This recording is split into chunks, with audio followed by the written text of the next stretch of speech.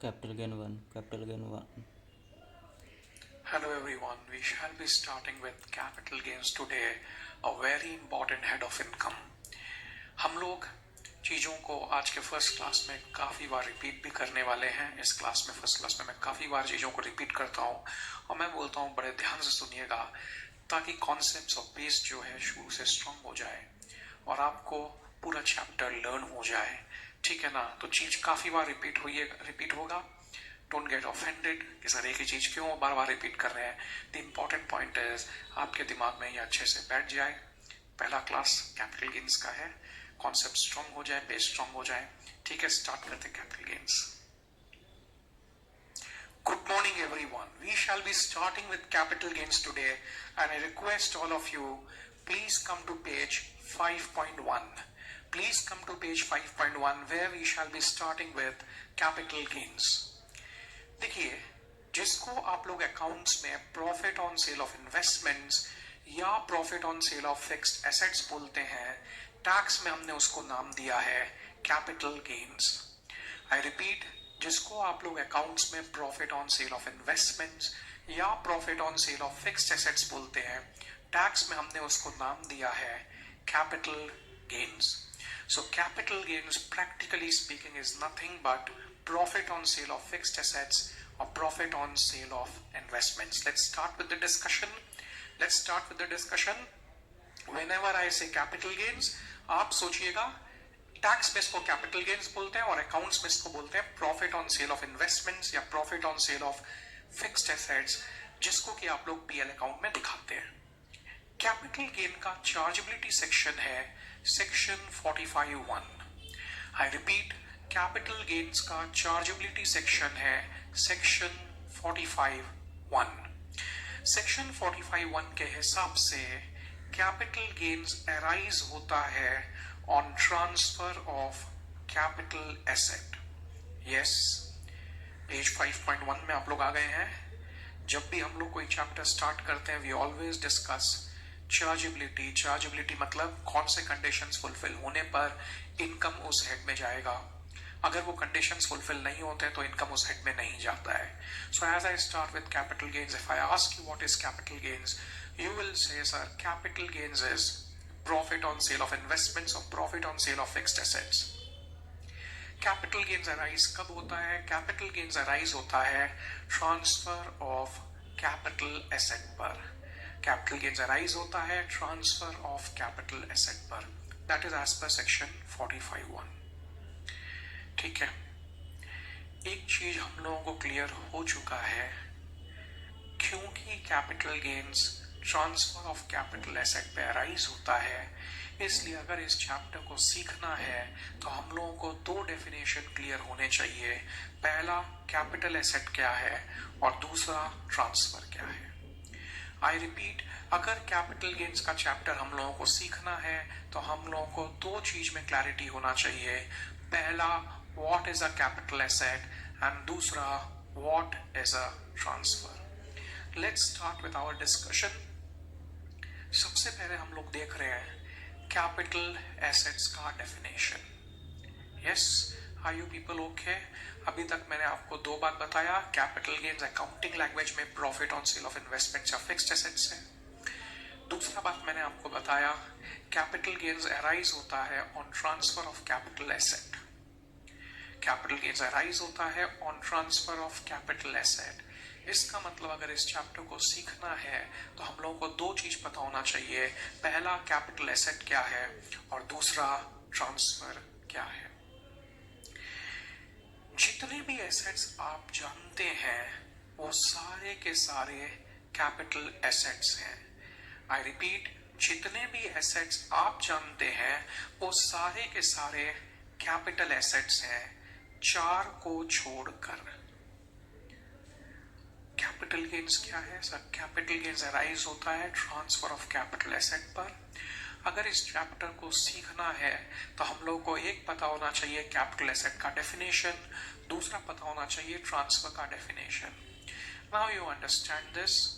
जितने एसेट्स हम लोग जानते हैं वो सारे के सारे कैपिटल एसेट्स हैं, चार को छोड़कर।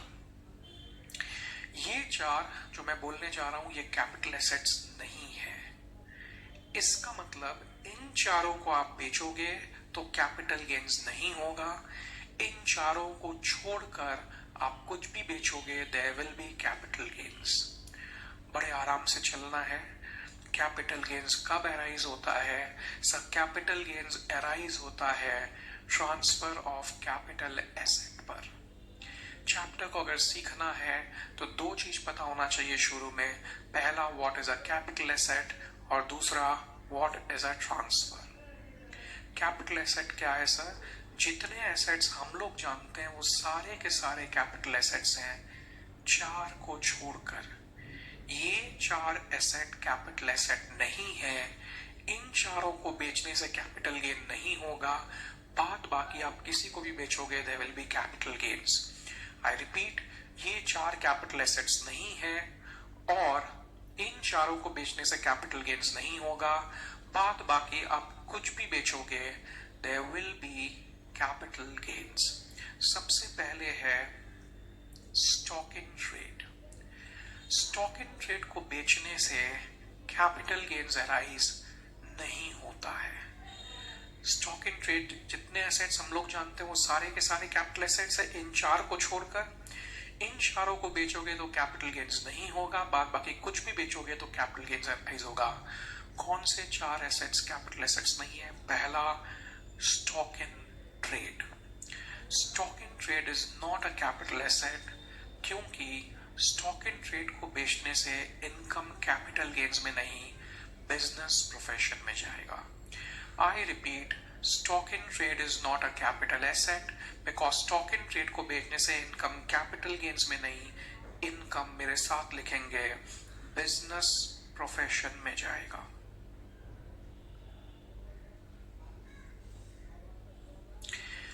दूसरा, personal movable effect is not a capital asset. Personal movable effect is not a capital asset. Personal movable effect, effect का मतलब asset है। जो asset आपका personal है और movable है उसमें capital gains नहीं लगता है। जितने assets हम लोग जानते हैं वो सारे के सारे capital assets हैं। चार को छोड़कर पहला stock in trade capital asset नहीं है। स्टॉक इन ट्रेड को बेचने से बिजनेस इनकम अराइज होता है, कैपिटल गेन्स नहीं। दूसरा, personal movable effect is not a capital asset. Effect का मतलब एसेट है। जो एसेट हमारे पर्सनल है और मूवेबल है वो कैपिटल एसेट नहीं है। Suppose let me take an example. एक पर्सन, नेक्स्ट पेज में आइएगा, एक पर्सन अपना पर्सनल कार बेचता है। स्टॉक इन ट्रेड को बेचने से इनकम कहां जाता है? बिजनेस प्रोफेशन में। पर्सनल मूवेबल इफेक्ट क्या है? जो एसेट्स पर्सनल है और मूवेबल है वो कैपिटल एसेट नहीं है। पर्सनल मूवेबल इफेक्ट को बेचने से एग्जेम्पशन मिलता है। पर्सनल मूवेबल इफेक्ट को बेचने से एग्जेम्पशन मिलता है। It is not taxable. ठीक है ना? मान लीजिए हम अपना पर्सनल कार बेचते हैं। हम अपना पेज 5.2 हम अपना पर्सनल कार बेचते हैं। Is it a personal asset? Of course it's a personal asset. Is it a movable asset? Of course it's a movable asset. तो जो पर्सनल कार है this is not a capital asset. Personal car is not a capital asset because it's a personal movable effect. ठीक है ना? तो इसको बेचने से, स्टॉक इन ट्रेड को बेचने से तो इनकम बिजनेस प्रोफेशन में जाता है। पर्सनल कार को बेचने से इनकम क्या होगा? पर्सनल कार को बेचने से income will be exempted. Income will be exempted, ये कहीं टैक्सेबल नहीं होगा। मान लीजिए हम लोग अपना हाउस होल्ड फर्नीचर बेचते हैं। हम लोग अपना हाउस होल्ड फर्नीचर बेचते हैं। Is it a personal asset? Of course it's a personal asset because it's a household asset. Furniture is a movable asset. So is it a personal movable effect? It's a personal movable, furniture is movable, personal movable effect. So it is not a capital asset. तो इसको बेचने से income क्या होगा? इसको बेचने से income exempt रहेगा, इसको बेचने से इनकम एग्जेम्प्ट रहेगा। 2 मिनट का समय दीजिए। 1 और 2 अगर आपको क्लियर है तो आप बहुत बढ़िया बात 3 और 4 में मूव करिए, अदरवाइज 1 और 2 भी रीचेक करिए and then try 3 and 4 yourself. मैं इस चैप्टर के फर्स्ट क्लास में चीजों को बार बार रिपीट करूंगा। Capital gains is profit on sale of investments of fixed assets. Capital gains arise होता है ट्रांसफर ऑफ कैपिटल एसेट पर। जितने एसेट्स हम लोग जानते हैं वो सारे के सारे कैपिटल एसेट्स हैं, 4 एसेट्स को छोड़कर, यानी उन चारों को बेचने से कैपिटल गेन्स अराइज नहीं होगा। बाद बाकी आप कुछ भी बेचोगे कैपिटल गेन्स अराइज होगा। सर कौन से 4 एसेट्स हैं जिनको बेचने से कैपिटल गेन्स अराइज नहीं होता है? पहला स्टॉक इन ट्रेड, क्योंकि स्टॉक इन ट्रेड को बेचने से इनकम बिजनेस प्रोफेशन में जाता है।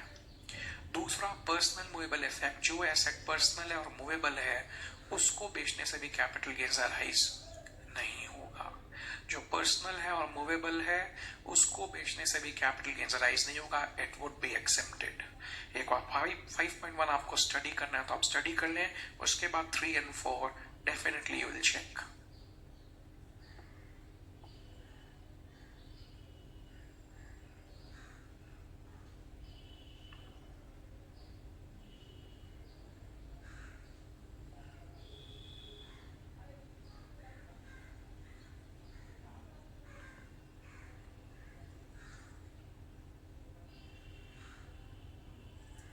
ओके, क्या बिजनेस कार को बेचने से कैपिटल गेन्स अराइज होगा? सर सारे एसेट्स कैपिटल एसेट्स हैं, स्टॉक इन ट्रेड और पर्सनल मूवेबल इफेक्ट को छोड़कर। नाउ ये बिजनेस का फिक्स्ड एसेट्स है car, it's not a stock in trade, ठीक है, it's a fixed asset. Now क्या ये पर्सनल एसेट है? It's not a personal movable effect, it's not a personal asset. तो personal movable effect is not a capital asset, ये personal नहीं, ये business asset है, therefore this is a capital asset.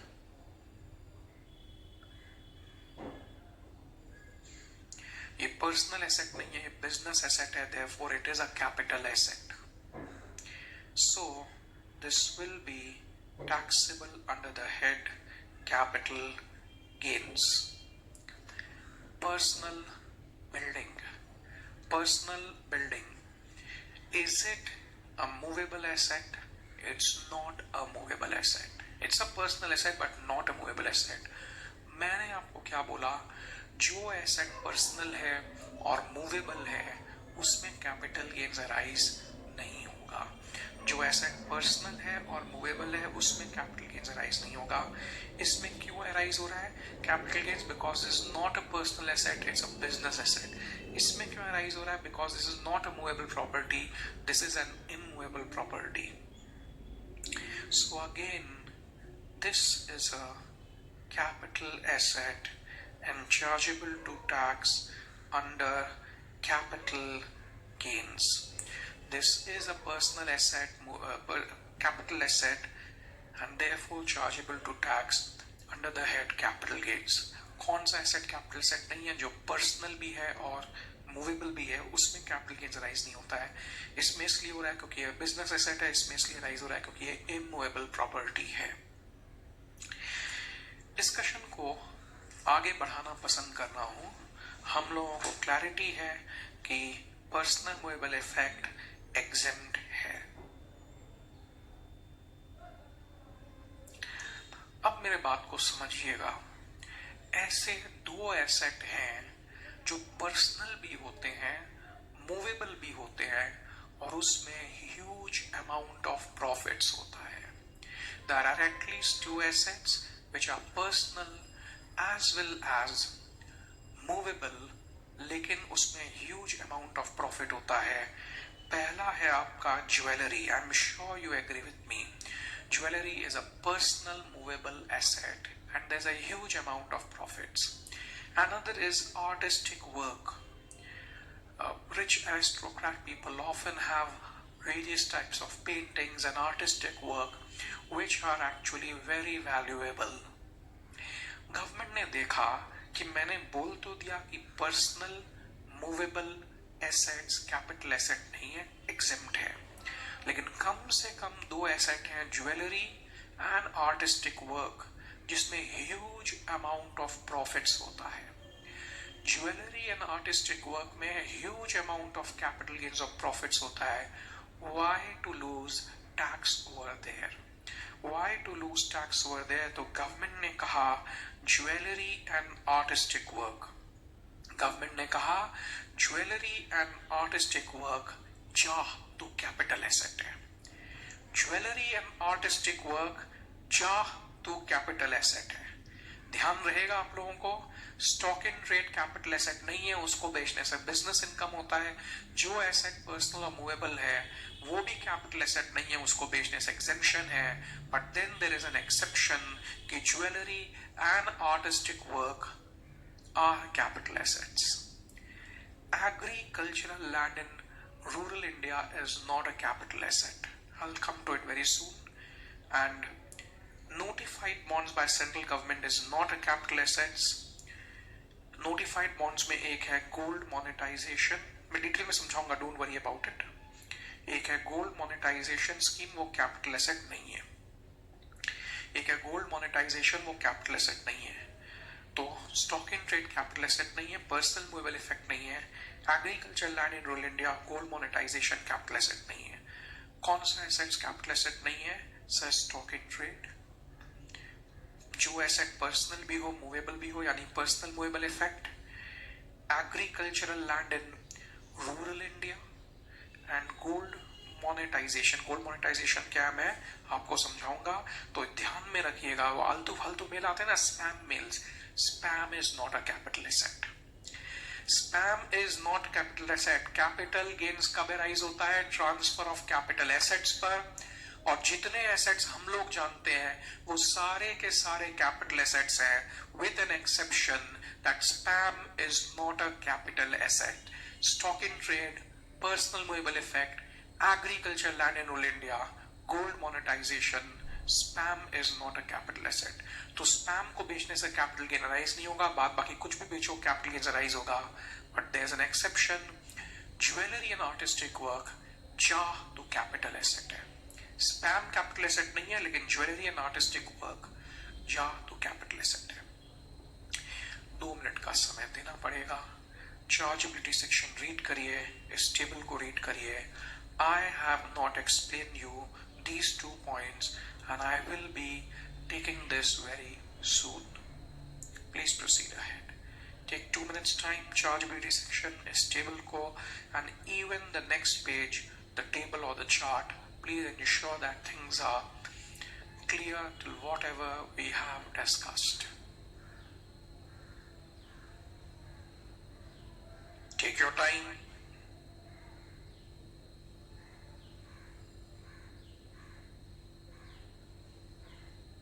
I'm waiting for you.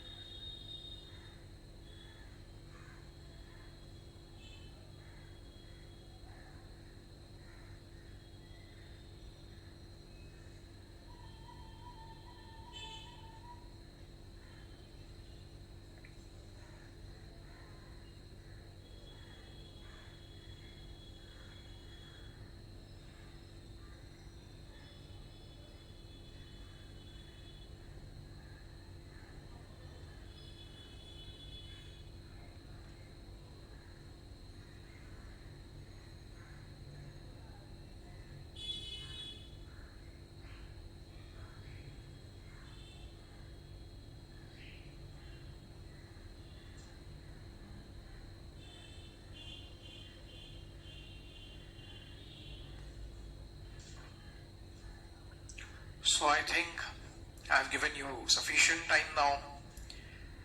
Let's proceed ahead. Let's discuss this. Okay, proceeding ahead. agricultural land in rural India is not a capital asset. इसको बेचने से exemption होगा.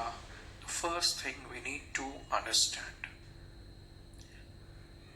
Agricultural land in rural India को बेचने से exemption है. We need to understand this. ठीक है ना?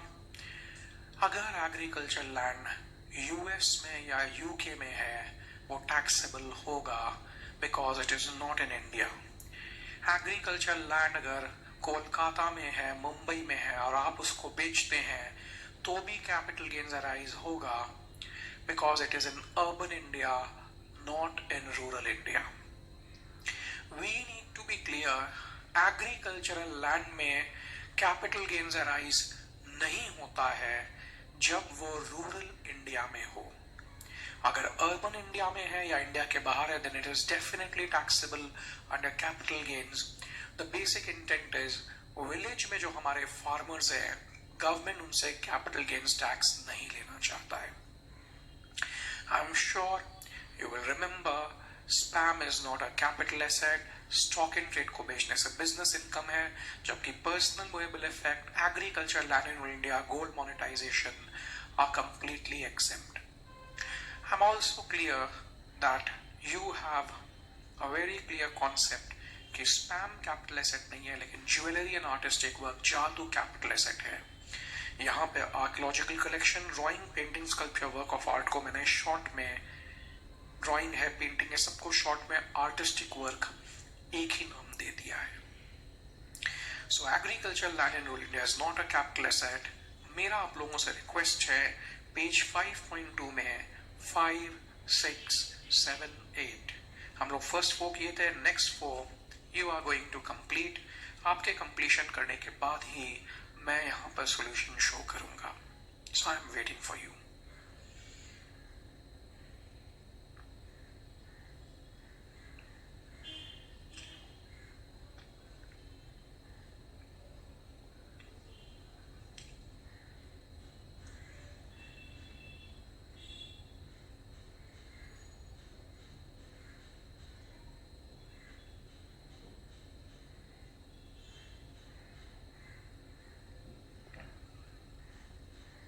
Yes, you make sure the 4 things are clear to you. आप खुद से वर्कआउट करिए, उसके बाद मैं सॉल्यूशन शो करूंगा.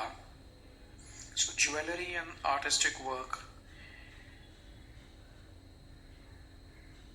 कैपिटल एसेट है तो कहां जाएगा sir? Of course capital gains में जाएगा.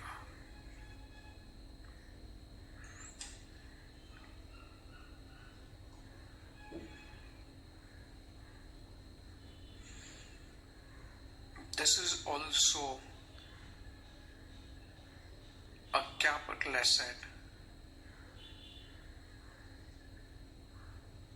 chargeable under capital gains. So this is a capital asset, this is a capital asset chargeable under capital gains. Agricultural land in Kolkata, this is also a capital asset chargeable under capital gains. Can you give me the reason? बोले हाँ sir, it's in urban India. Capital assets अगर rural India में है तो फिर वो capital, agriculture land अगर rural India में है तो वो कैपिटल एसेट नहीं होता है. सो यहाँ इंडिया के बाहर है, यहाँ अर्बन इंडिया में है, but this is in rural India. So this is certainly not a capital asset and hence not taxable.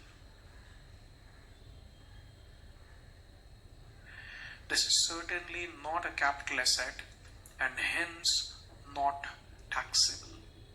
So just be very clear, capital asset, capital asset, capital asset. Agricultural land in a remote village is not a capital asset because it's in rural India and hence it is not taxable. हम लोग आगे बढ़ना पसंद करेंगे. I will raise a very important question. How do you identify what is urban India or what is a rural India? Spam capital asset नहीं है, jewellery artistic work capital asset है, but the only question is how do you identify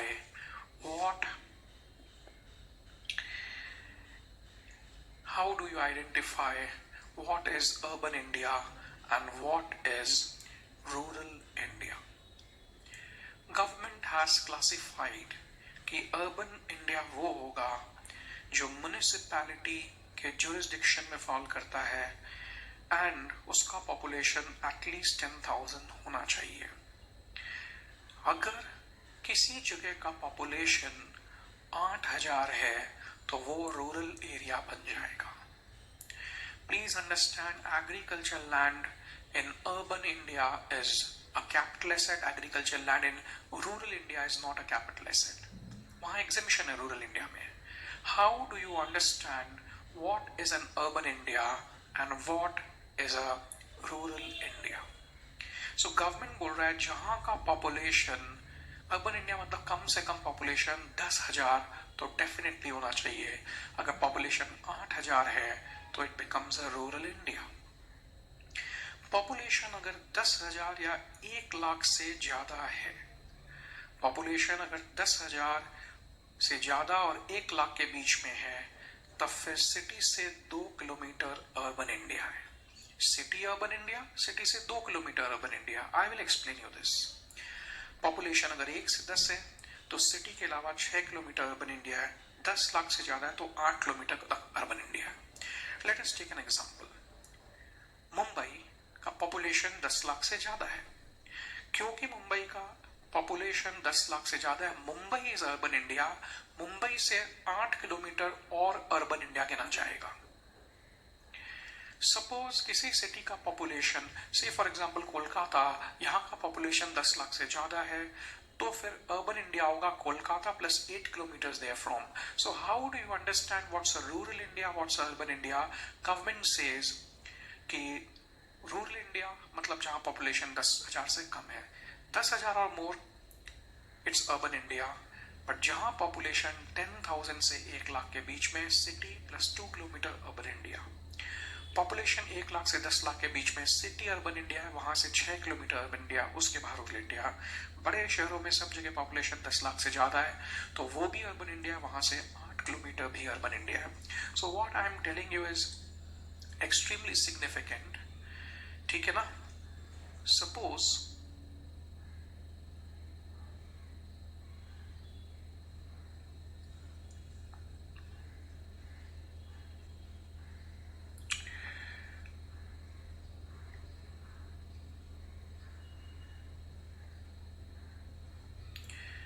city ए का population 8,000 है. How do you classify it? You will say, sir, it's a rural area. Are we following things? Spam is not a capital asset. Stock in trade, personal movable effect, agriculture land in India, coal monetization ये capital asset नहीं है. Stock in trade को बेचने से business income है. बाद बाकी सब exempt रहने वाले हैं. We also know that jewelry and artistic work jar to capital asset hai. Sir, how do you identify what's urban India or rural India? Based on level of population, city से 2 kilometre, 6 kilometre, 8 kilometre urban India है. So suppose we have city B with a population of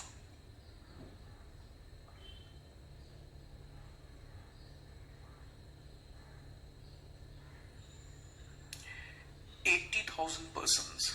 City B with a population of 80,000 persons. So City B is urban India. वहां से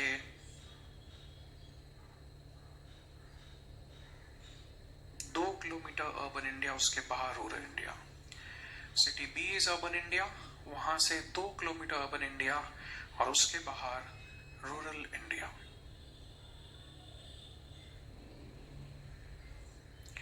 you can copy with me.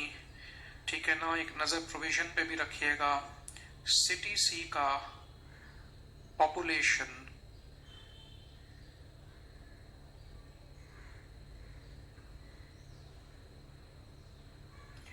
8 lakh person है।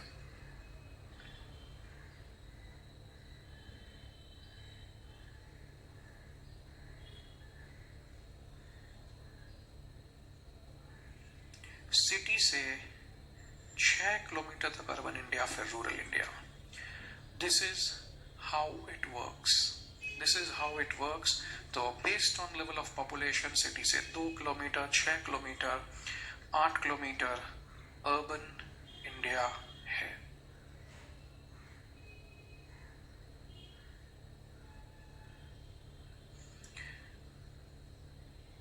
Pause करना, pause कर सकते हैं if you have not copied till here. Okay, so city D we have a population of 80 lakhs. City D we have a population of 80 lakhs. So City D is urban India. वहां से 8 kilometre urban India, उसके बाहर rural India. So that is what I am saying based on level of population. City से 2 kilometre, 6 kilometre, 8 kilometre urban India, उसके बाहर rural India. Time and again government has notified certain bonds, जिन bonds पर government ने clarify किया है कि capital gains नहीं लगेगा। One is gold bond 1977, special bearer bonds 1991, gold deposit bonds 1999, deposit under gold monetization scheme 2015. So time and again government has notified these bonds जिनको capital assets नहीं माना जाएगा। इन bonds को अगर आप बेचेंगे तो capital gains arise नहीं होगा।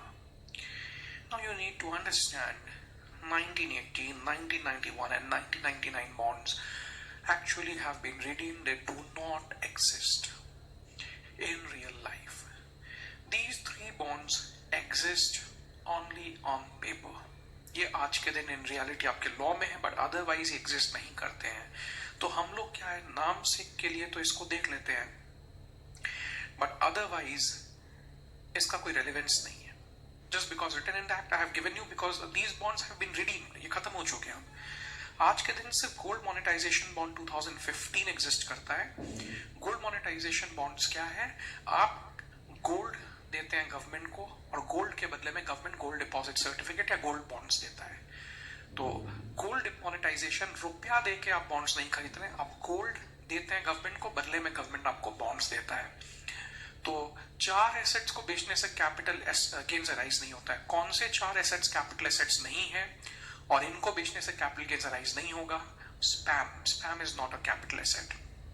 Stock in trade, personal movable effect, agriculture land in rural India, gold monetisation, उसमें स्टॉक इन ट्रेड को बेचने से बिजनेस इनकम है, बाद बाकी सब कंप्लीटली इनकम टैक्स एक्ट में एग्जेम्प्ट है, कहीं कोई टैक्स नहीं लगता है। Jewellery artistic work we need to remember, जा तो कैपिटल एसेट है। We also need to understand a small issue that based on level of population city से 2 kilometre, 6 kilometre, 8 kilometre urban India है और उसके बाहर रूरल इंडिया स्टार्ट हो जाता है। कैपिटल गेन्स अराइज होता है ट्रांसफर ऑफ कैपिटल एसेट पर। So a question will arise, what is a transfer?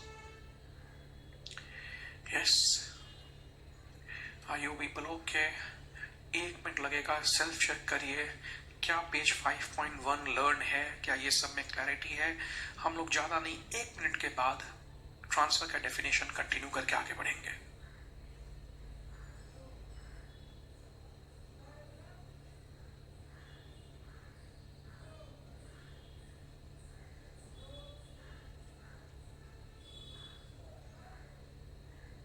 Take your time.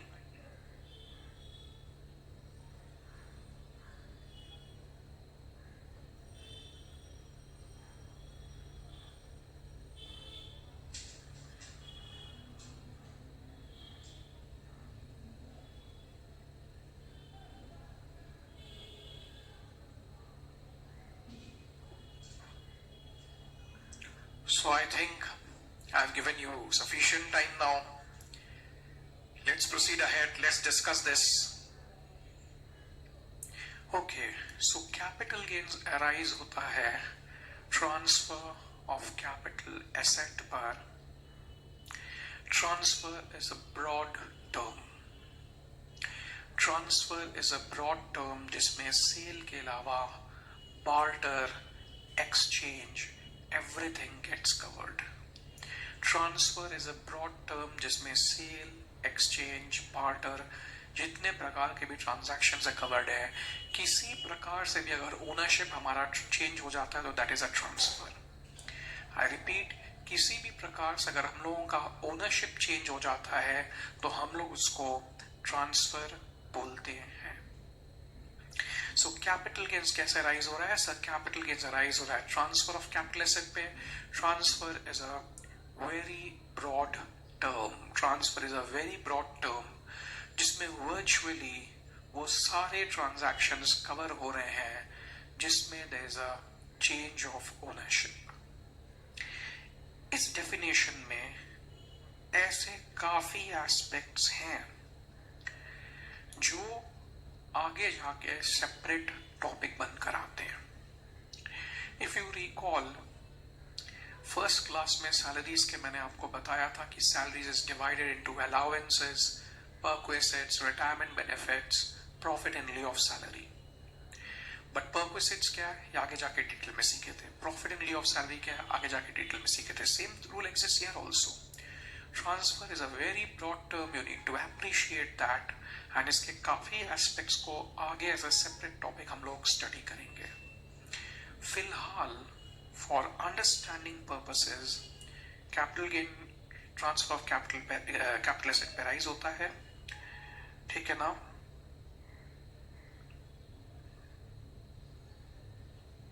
So you will write with me for understanding purposes.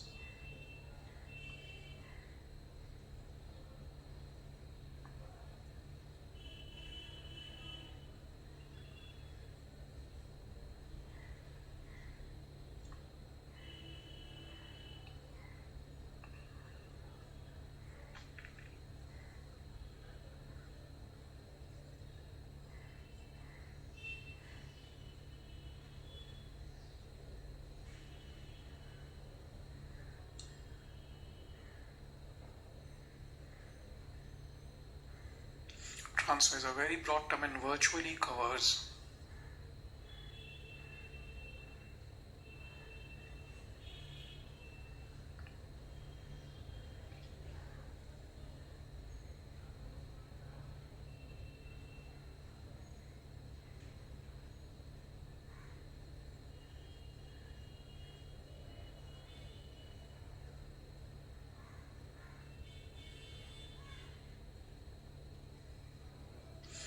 तो वो सारे transactions जिसमें there is a change of ownership they have been included in the definition of transfer. और as such you can say wherever there is a change of ownership, capital gains will definitely arise. Wherever there is a change of ownership, capital gains will automatically arise. लेकिन ऐसे काफी transactions हैं जिसमें ownership change हो जाता है लेकिन tax लगाना उचित नहीं होगा. गिफ्ट, अगर मैंने एसेट आपको गिफ्ट कर दिया तो there is a change of ownership, there is a transfer, लेकिन फ्रैंकली स्पीकिंग गिफ्ट में मेरे को कोई फायदा नहीं हुआ है तो मेरे हाथ में टैक्स लगाना अनुचित हो जाएगा. एक्स का डेथ हो गया, प्रॉपर्टी उसके सन वाई को चला गया, तो एक्स का डेथ पे अगर प्रॉपर्टी सन वाई को चला गया इट्स अ ट्रांसफर. इसमें भी टैक्स लगाना अनुचित हो जाएगा. तो ऐसे कई ट्रांजैक्शंस हैं जिसमें there is a transfer but tax लगाना उचित नहीं है. काफी ट्रांजैक्शन है जिसमें there is a change of ownership but tax लगाना उचित नहीं होगा. गवर्नमेंट ने इन ट्रांजैक्शंस को एग्जिम्प्ट कर दिया है. इसका एक कंप्लीट लिस्ट है जो आगे जाकर हम लोग इसी चैप्टर में सेपरेटली सीखेंगे. ठीक है ना? जैसे ग्रेजुएट बहुत सारे रिटायरमेंट बेनिफिट सैलरी में एग्जेम्प्ट थे, धीरे धीरे सीखे, वैसे ही हम लोग को समझना है capital gains transfer of capital asset पे राइज होता है। ट्रांसफर एक ब्रॉड टर्म है जिसमें वर्चुअली वो सारे ट्रांजैक्शंस कवर्ड है जिसमें there is a change of ownership, लेकिन ऐसे कई ट्रांजैक्शंस हैं जिसमें टैक्स लगाना अनुचित हो जाएगा, like gift, cases of inheritance और डेथ, तो इनको एग्जेम्प्ट कर दिया गया है, इनमें कैपिटल गेन्स टैक्स नहीं लगता है। एक बार इस लाइन को पढ़िए आप लोग जो हमने लिखा है। तो वर्चुअली जब भी ओनरशिप चेंज होगा टैक्स लगेगा, then you add, however certain transactions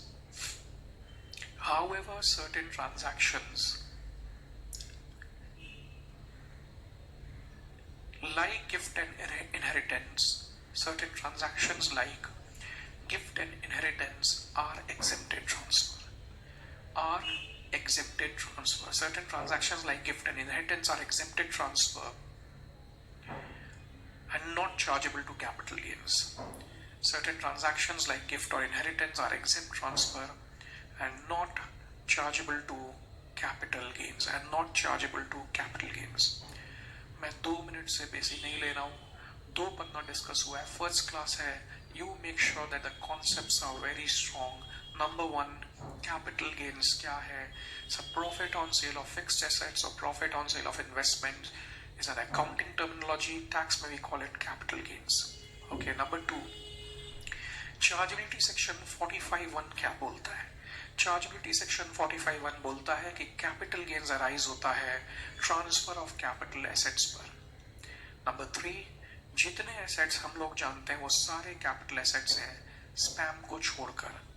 stock in trade, personal movable effect, agriculture land in rural India, gold monetisation, spam capital asset नहीं है, लेकिन ज्वेलरी आर्टिस्टिक वर्क चार तो कैपिटल एसेट है।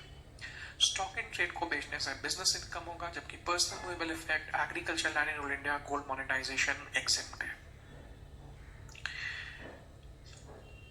ओके, सिटी से 268 kilometre, urban India rural India है based on level of population, and urban India city से 268 kilometre based on level of population.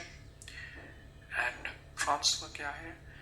सारे प्रकार के ओनरशिप जहां चेंज होते हैं वो ट्रांसफर है, लेकिन गिफ्ट इनहेरिटेंस एक्सेप्ट है।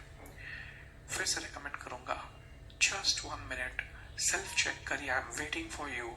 सेल्फ चेक करिए, क्या आप लोगों को क्लैरिटी है as to what is a transfer? आपके गो थ्रू करने के बाद ही मैं आगे बढ़ूंगा।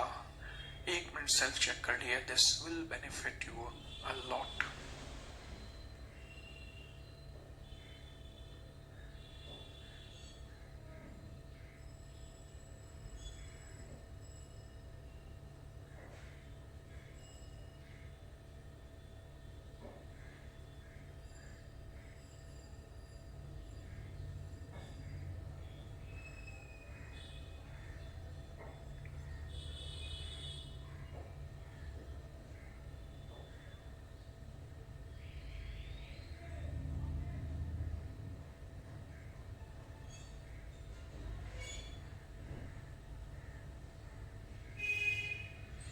आपके टास्क कंप्लीट करने के बाद ही मैं आगे बढ़ूंगा।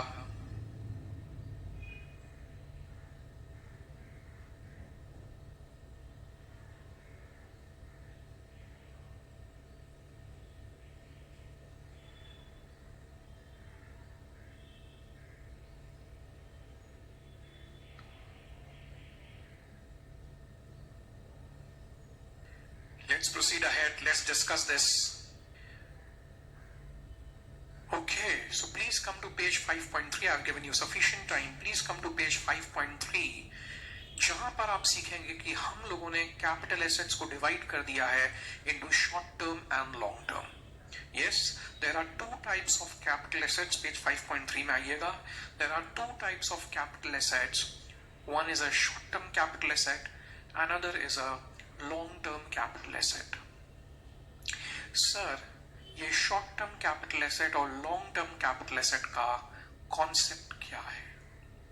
Okay, I'm going to explain you this in detail. What is a short-term capital asset and what is a long-term capital asset. Suppose 2000 में, in the year 2000, you acquired a property for 1 lakh rupees. In the year 2000, you acquired a property for 1 lakh rupees. 20 years after, in 2020, 20 years later, in 2020, you sold the property for 1,05,000. 2000 में आप 1 लाख में property खरीदते हैं और 2020 में आप 1,05,000 में उसको बेच देते हैं. You are extremely happy. मैंने बोला क्या बात है भाई, इतना खुशी का क्या बात है?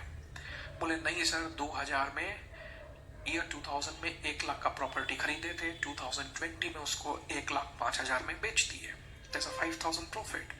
I say no, it's not a 5,000 profit. There's certainly a loss of at least 40 to 50 lakh rupees. क्योंकि जिस प्रॉपर्टी का value 1 lakh in the year 2000 था, आज उसका वैल्यू 30-40 लाख रुपया से कम नहीं होगा. You need to understand what I am saying is capital assets have been divided into short term and long term. We acknowledge that because of inflation, capital assets value undergo a change. Inflation के कारण capital assets का value change हो जाता है. 2000 में जिसका value 1 lakh था, आज उसका वैल्यू 30-40 लाख से कम नहीं होगा. ये इन्फ्लेशन फैक्टर है. अकाउंट्स आपको सर्टेनली बोलेगा कि 1 लाख का प्रॉपर्टी आप 1,05,000 में बेचते हैं तो there is a 5,000 profit. But we know there is not a 5,000 profit, there is a loss. Tax में हम लोग आपसे टैक्स लेना चाहते हैं on the true amount of your profits.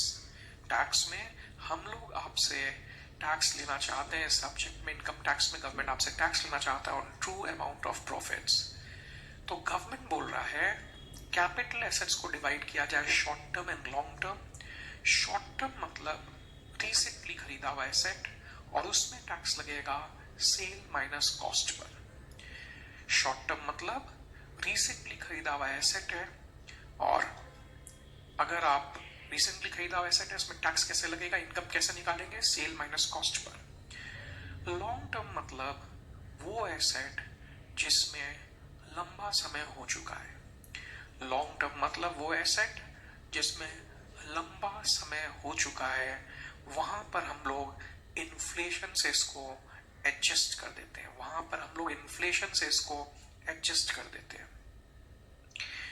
Capital assets को हम लोगों ने 2 कैटेगरी में डिवाइड किया है, short term and long term. So what is the reason for such a classification? The reason for such a classification is कि short term recently खरीदा हुआ एसेट है, वहां कैपिटल गेन होना चाहिए sale minus cost. Long term मतलब वो asset जिसको खरीदे हुए लंबा समय हो चुका है, वहां पर हम लोगों को इन्फ्लेशन से इसको एडजस्ट कर देना चाहिए. जैसे 5 लाख का एसेट 10 लाख में बेचे, short term will be 10 lakh minus 5 lakh equal to 5. वही अगर एसेट को खरीदे हुए लंबा समय हो गया, 20-25 साल हो गया और आप 5 लाख का एसेट 10 लाख में बेच रहे हैं, हम देखेंगे 5 लाख तो इसका कीमत था 20 साल पहले. शॉर्ट टर्म 5 लाख का एसेट 10 लाख में खरीदा, capital gain is 5, 10 minus 5. Long term 5 lakh का एसेट 10 लाख में खरीदा, 20 साल बाद बेचा है. 5 लाख में खरीदा, 10 लाख में बेचा, 20 साल बाद बेचा है.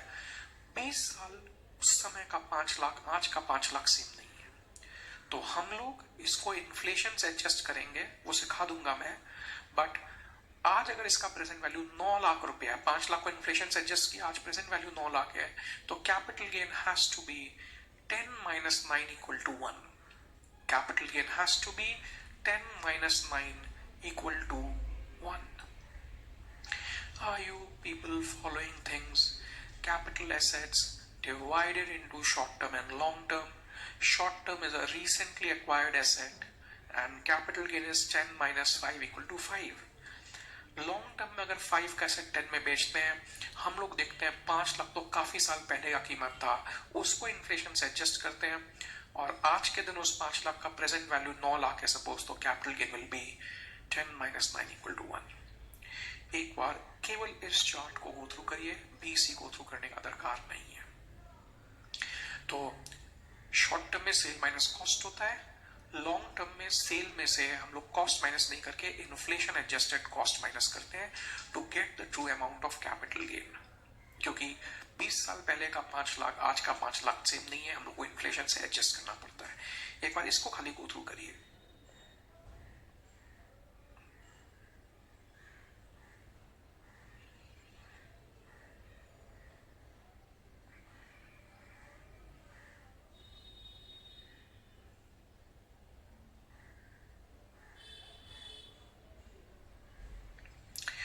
दे आर सेइंग ये सारे एसेट्स 12 महीना तक बेचोगे तो शॉर्ट टर्म है, 12 महीना से ऊपर बेचोगे तो लॉन्ग टर्म है। Yes, that means they are saying कि अगर आप लिस्टेड शेयर्स 6 महीना में बेचते हो तो सेल माइनस कॉस्ट होगा, शॉर्ट टर्म है। 12 महीना के बाद बेचते हो, सोचिए 15 महीना में या 2 साल में बेचते हो लिस्टेड शेयर्स, तो लॉन्ग टर्म हो जाएगा, यानी सेल में से माइनस करेंगे inflation adjusted cost. Yes, that I will teach you. तो लिस्टेड शेयर्स 12 महीना तक शॉर्ट टर्म फिर long term. Mutual fund, mutual fund क्या होता है? Most of you must be know, but suppose someone does not know. Mutual fund क्या करता है? ये म्यूचुअल फंड में रुपया लगाना इनडायरेक्टली शेयर मार्केट में लगाना है। कैसे? म्यूचुअल फंड क्या करता है? किसी से 5 लाख लिया, किसी से 10 लाख, किसी से 20 लाख, किसी से 1 करोड़, किसी से 2 लाख, सारे रुपए को इकट्ठा किया। सपोज म्यूचुअल फंड के पास 100 करोड़ रुपया हो गया। यस, आराम से, तो मिनिमम है, ह्यूज है, thousands of crore they are managing. But suppose mutual fund किसी से 2 लाख लिया, किसी से 5 लाख, किसी से 10 लाख, किसी से 1 करोड़, तो म्यूचुअल फंड काफी रुपया लेता है सबसे। और म्यूचुअल फंड सबसे रुपया लेकर क्या करता है? इक्विटी शेयर्स में लगा देता है। Mutual fund is like investment in equity shares only और डिबेंचर्स ओनली। वो हम लोग शेयर मार्केट में डायरेक्ट इन्वेस्टमेंट कर सकते हैं या म्यूचुअल फंड में भी कर सकते हैं। म्यूचुअल फंड हम लोगों से रुपया लेके वापस शेयर मार्केट में ही लगाता है। अगर म्यूचुअल फंड आपका रुपया इक्विटी शेयर्स में लगाता है तो इसको बोला जाता है equity oriented fund. Mutual fund अगर आपका रुपया इक्विटी शेयर्स में लगाता है तो इसको बोला जाता है equity oriented fund. Mutual fund अगर आपका रुपया डिबेंचर्स में लगाता है तो उसको बोला जाता है debt fund. There are 2 types of mutual fund. Mutual fund अगर हमारा रुपया इक्विटी शेयर्स में लगाएगा तो वो इक्विटी फंड है, डिबेंचर्स में लगाएगा तो वो डेट फंड है। We'll take up this in detail at a later stage. Unit Trust of India country का पहला म्यूचुअल फंड था, तो this mutual fund only. Zero coupon bond वो बॉन्ड्स हैं जिसमें interest is zero. Yes yes, zero coupon bond मतलब वो bonds जिसमें interest is zero, zero interest. Sir, अगर किसी बॉन्ड्स में इंटरेस्ट नहीं रहेगा, why anyone will purchase? Zero coupon bonds people purchase because there is a huge premium. 100 रुपया में इश्यू हुआ, 125, 30 में, 150 में रिडीम हो रहा है। काफी लंबा समय बाद रिडीम होता है तो 200 में भी रिडीम होता है। तो जीरो कूपन बॉन्ड्स में आपको इंटरेस्ट नहीं मिलता है, but you get a huge premium. Other listed securities, stock market में जो अदर लिस्टेड सिक्योरिटीज है, लाइक लिस्टेड डिबेंचर्स। हम लोग बोल रहे हैं कैपिटल एसेट्स का डिवीजन हुआ है शॉर्ट टर्म और लॉन्ग टर्म। शॉर्ट टर्म में सेल माइनस कॉस्ट होगा, लॉन्ग टर्म में sale minus inflation adjusted cost. Listed shares, mutual fund, Unit Trust of India, sorry, yeah, now visible. Listed shares, mutual fund, unit trust of India, zero coupon bond, other listed securities, 12 महीना तक short term फिर long term. Short में zero coupon bond, equity mutual fund में दोनों cover हो गए। हाँ, mutual fund equity shares में लगाया, इक्विटी फंड आपका रुपया डिबेंचर्स में लगाया, डेट फंड, म्यूचुअल फंड हम लोगों से रुपया लेके वापस सिक्योरिटीज में ही लगाता है। लिस्टेड शेयर्स एंड सिक्योरिटीज, मैंने जेल का स्पेलिंग चेंज कर दिया, जेल कर दिया। जेल 12 महीना तक शॉर्ट टर्म फिर लॉन्ग टर्म। जेल 12 महीना तक शॉर्ट टर्म, फिर long term. Building land unlisted shares, ZEL के लिए 12 महीना शॉर्ट टर्म फिर लॉन्ग टर्म। बिल्डिंग लैंड और शेयर्स नॉट लिस्टेड मतलब अनलिस्टेड इक्विटी शेयर्स, ब्लू के लिए 24 महीना तक शॉर्ट टर्म फिर लॉन्ग टर्म। जेल के लिए 12, ब्लू के लिए 24, अदर्स के लिए 36 months. How do you classify them into short term and long term? Sir ZEL के लिए 12 है, zero coupon bond, equity mutual fund, listed shares and securities. ZEL के लिए 12, building land unlisted equity, BLU के लिए 24, others के लिए 36। क्या फर्क पड़ेगा सर? शॉर्ट टर्म में कॉस्ट माइनस होगा सेल में से, लॉन्ग टर्म में सेल में से इन्फ्लेशन एडजस्टेड कॉस्ट माइनस होगा। I am repeating it, ZEL 12, BLU 24, others 36। Don't get offended if I repeat. Spam capital asset नहीं है, ज्वेलरी आर्टिस्टिक वर्क है, सिटी से 268 किलोमीटर अर्बन इंडिया है, based on level of population. Transfer में सारे प्रकार के ट्रांजैक्शंस कवर्ड है जिसमें ओनरशिप चेंज होता है, सब में कैपिटल गेन्स लगता है। गिफ्ट इनहेरिटेंस एग्जिम्ड है। शॉर्ट टर्म में कॉस्ट माइनस होता है, लॉन्ग टर्म में index cost, inflation adjusted cost. ZEL के लिए 12, ब्लू के लिए 24, अदर्स के लिए 36 मंथ्स तक शॉर्ट टर्म, फिर लॉन्ग टर्म। आप सभी लोग क्वेश्चन नंबर 1 खुद से वर्कआउट करें after learning this table. Exactly after 3 minutes time I will also start my solution, but firstly question 1 you need to try on your own.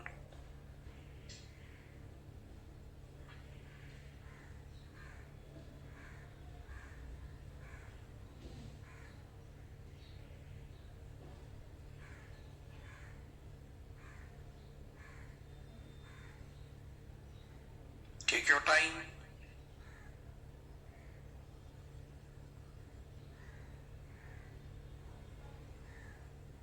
I'm waiting for you.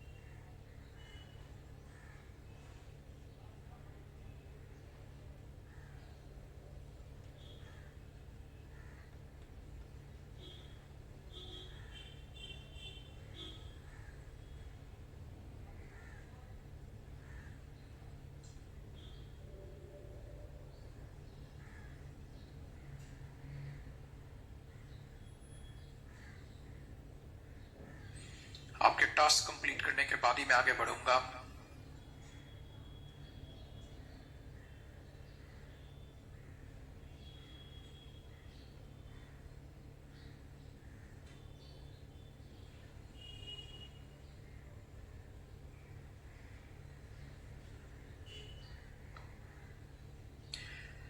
Let's proceed ahead. Let's discuss this. Okay, so you have got reasonable time. If you want to pause the class, you can pause the class. ये short term है कि long term? Listed shares 8 महीना short term, jail के लिए 12 होता है। Unlisted shares 24, blue के लिए 24 महीना होता है short term. Take mutual fund, क्या ये जीरो कूपन बॉन्ड है? नहीं। क्या ये इक्विटी फंड है? नहीं। Listed shares and securities? नहीं। Building land unlisted equity? नहीं। ये किसी में भी फॉल नहीं करता, मेरे बात को समझिए। मैं हमेशा एक ही काम करता हूं। क्या ये जेल है? नहीं सर। जेल है तो 12 महीना ऑब्वियसली। क्या ये ब्लू है? ब्लू होने से 24 होता था? नहीं सर, ये ब्लू भी नहीं है। तो ये एनी अदर एसेट में आ गया. अदर एसेट्स में by default it is up to 26 months, 24 months, up to 36 months short term for long term. So this is short term. Equity fund long term, building blue, job based बना के ऊपर long term. ZEL के लिए 12, zero coupon bond, ZCB zero coupon bond, interest नहीं है, huge premium है, up to 12 months is short term. Listed debenture ZEL में आ जाएगा, जीरो कूपन बॉन्ड नहीं है, इक्विटी फंड नहीं है, लेकिन लिस्टेड शेयर्स एंड सिक्योरिटीज है. ZEL listed shares and securities जो स्टॉक मार्केट में लिस्टेड होते हैं, 12 महीना तक शॉर्ट टर्म फिर लॉन्ग टर्म. ठीक है ना. इस पेज को आप वेरीफाई कर सकते हैं. If required you can pause the class and check this.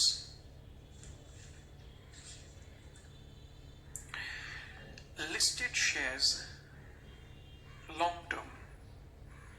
Jewellery कहां है सर? अदर एसेट्स में ज्वेलरी, क्योंकि ना ZEL है ना ब्लू है. एग्जैक्ट थर्ड, ये डेट फंड और अनलिस्टेड डिबेंचर्स अदर एसेट्स में फॉल करेगा, क्योंकि ना तो ये ZEL है, देख लीजिए, zero coupon bond, equity fund या लिस्टेड शेयर्स एंड सिक्योरिटीज नहीं है. ब्लू भी नहीं है, बिल्डिंग लैंड अनलिस्टेड इक्विटी नहीं है, तो ये अदर एसेट्स है. एग्जैक्ट 36 मंथ शॉर्ट टर्म होता है, उसके बाद लॉन्ग टर्म होता है. स्पैम कैपिटल एसेट नहीं है. ज्वेलरी आर्टिस्टिक वर्क है. सिटी से 2-6 किलोमीटर. Urban India. सारे प्रकार के ट्रांजैक्शन जिसमें ओनरशिप चेंज होता है वो ट्रांसफर है. गिफ्ट इनहेरिटेंस एग्जेम्प्ट है.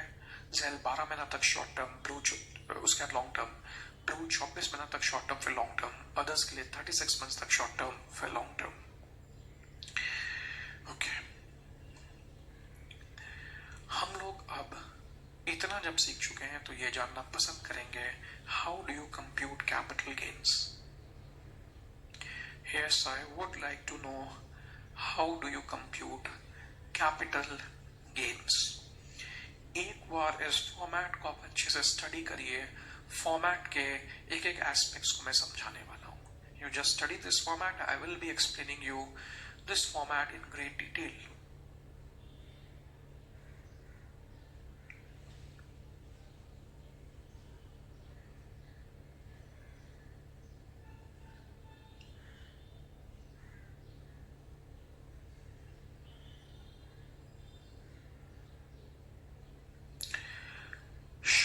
कैपिटल गेन स्टार्ट होता है फुल वैल्यू ऑफ कंसिडरेशन से. Full value of consideration is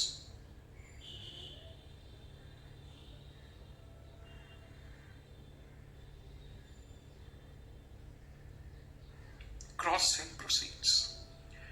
short term capital gain arise computation जो हम लोग करते हैं, that is full value of consideration. Full value of consideration is nothing but gross sale proceeds. उसमें से 3 चीज minus हो रहा है. पहला, expenditure in connection with transfer.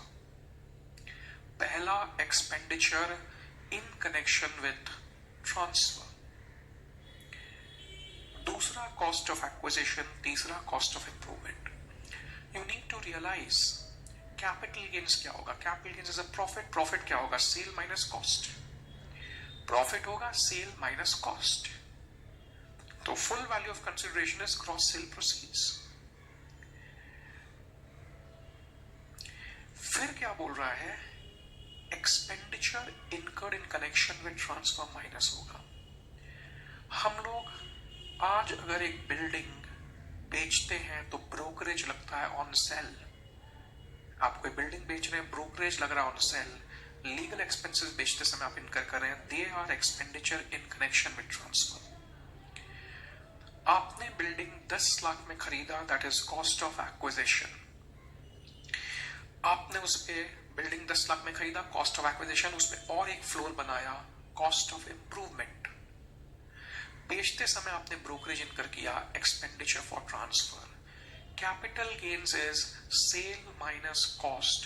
Full value of consideration is the gross sale proceeds. नीचे हम लोग कॉस्ट को माइनस करते हैं. खर्चा आपका कभी भी या शुरू में लगेगा या बीच में लगेगा या लास्ट में लगेगा. शुरू में जो खर्चा लगेगा वो एक्विजिशन है. बीच में जो खर्चा लगेगा वो इंप्रूवमेंट है. लास्ट में जो खर्चा लगेगा that is expenditure for transfer. This one thing we should be extremely clear on. Capital gains is profit. Profit has to be sale minus cost. How do you find out cost? Sir शुरू का खर्चा acquisition है, बीच का खर्चा improvement है, last का खर्चा expenditure for transfer है. So if you ask me what is cost of acquisition,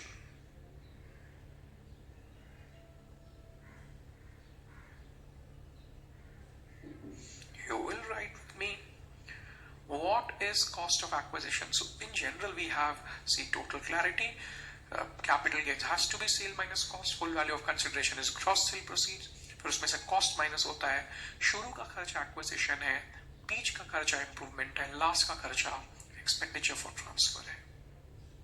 तो cost of acquisition is all costs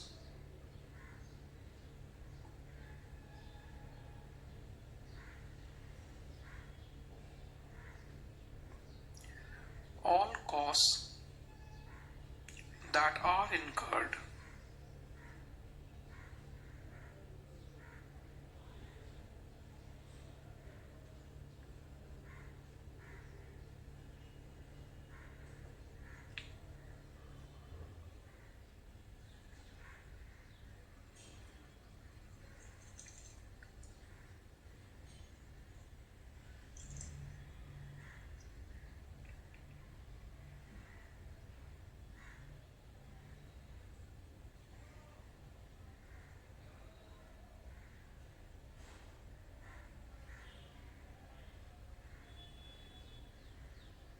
such as purchase price, खरीदते समय जो स्टैम्प ड्यूटी लगता है,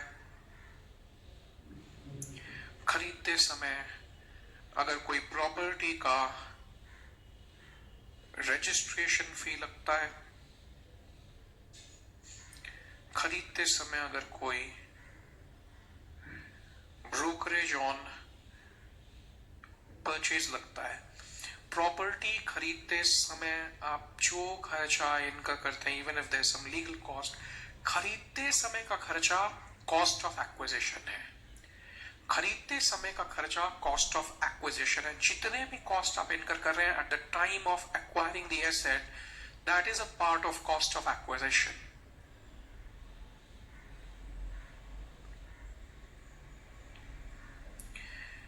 ओके,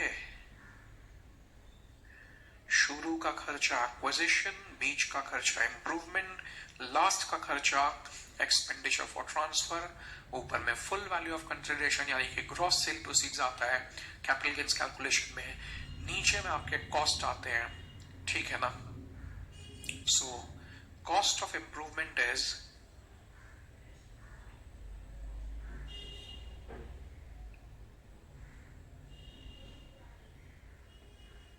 ठीक है. कॉस्ट ऑफ इंप्रूवमेंट में रेवेन्यू एक्सपेंडिचर नहीं आते हैं. माइनर थोड़ा बहुत कोई रिपेयर कराया प्रॉपर्टी में, that is not an improvement. So cost of improvement is capital expenditure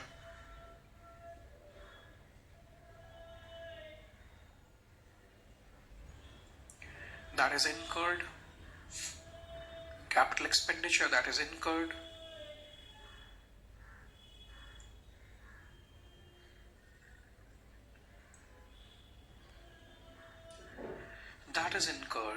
subsequent to the acquisition of the asset.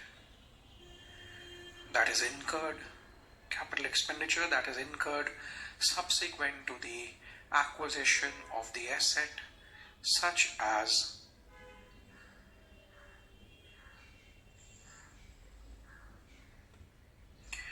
आप अपने स्पीड में लिखिए, कोई हर्जा नहीं है, समझ समझ के लिखिएगा. such as construction of additional floors or fencing around a piece of land. Take your time. Fencing around a piece of land. So cost of acquisition है शुरू का खर्चा, नॉट ओनली परचेज प्राइस, खरीदते समय जो हम लोग स्टैम्प ड्यूटी इनका करते हैं, लीगल एक्सपेंसेस, रजिस्ट्रेशन फी इनका करते हैं, वो सब का सब कॉस्ट ऑफ एक्विजिशन में आता है. Whereas improvement means capital expenditure that is incurred subsequent to acquisition of the asset. Revenue expenditure को हम लोग इम्प्रूवमेंट नहीं मानते हैं, ठीक है ना. Please put it down. So full value of consideration is a gross sale proceeds, उससे हम लोग कॉस्ट माइनस करते हैं, शुरू का खर्चा एक्विजिशन, बीच का इम्प्रूवमेंट, लास्ट का expenditure for transfer. So you can put it down. Expenditure for transfer means, if you are through with this, ठीक, otherwise you can pause the class. So expenditure for transfer means expenses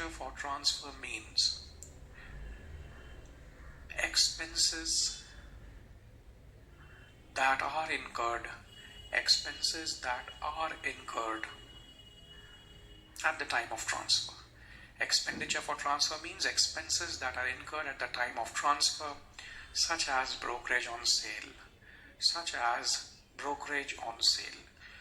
Expenditure for transfer means expenditure incurred at the time of transfer, such as brokerage on sale. Okay, expenditure incurred at the time of transfer, such as brokerage on sale. Brokerage on purchase cost of acquisition का part है, जबकि brokerage on sale is an expenditure for transfer. So ऊपर में full value of consideration, नीचे में cost, शुरू का खर्चा acquisition such as purchase of building, बीच का खर्चा improvement such as construction of additional floors, and expenditure for transfer हो गया selling expenses such as brokerage on sale. मैं आप लोगों को strongly recommend करता हूँ, please एक बार short term capital gain के फॉर्मेट को स्टडी करिए, लॉन्ग टर्म कैपिटल गेन के फॉर्मेट से कंपेयर करिए और मेरे को बताइए दोनों में डिफरेंस कहां पर है, ठीक है ना. 1 मिनट से बेसी नहीं लेने वाला हूं. स्पैम कैपिटल एसेट नहीं है, ज्वेलरी आर्टिस्टिक वर्क है, सिटी से 2, 6 और 8 kilometre, urban India based on level of population. We also know that ZEL के लिए 12, ब्लू के लिए 24, अदर्स के लिए 36 मंथ्स तक शॉर्ट टर्म है, फिर लॉन्ग टर्म है. Transfer is a broad definition, covers all situations where ownership is transferred virtually but gift inheritance को accept किया गया है. Kindly read short term capital gain, long term capital gain. Tell me where is the difference. Take your time.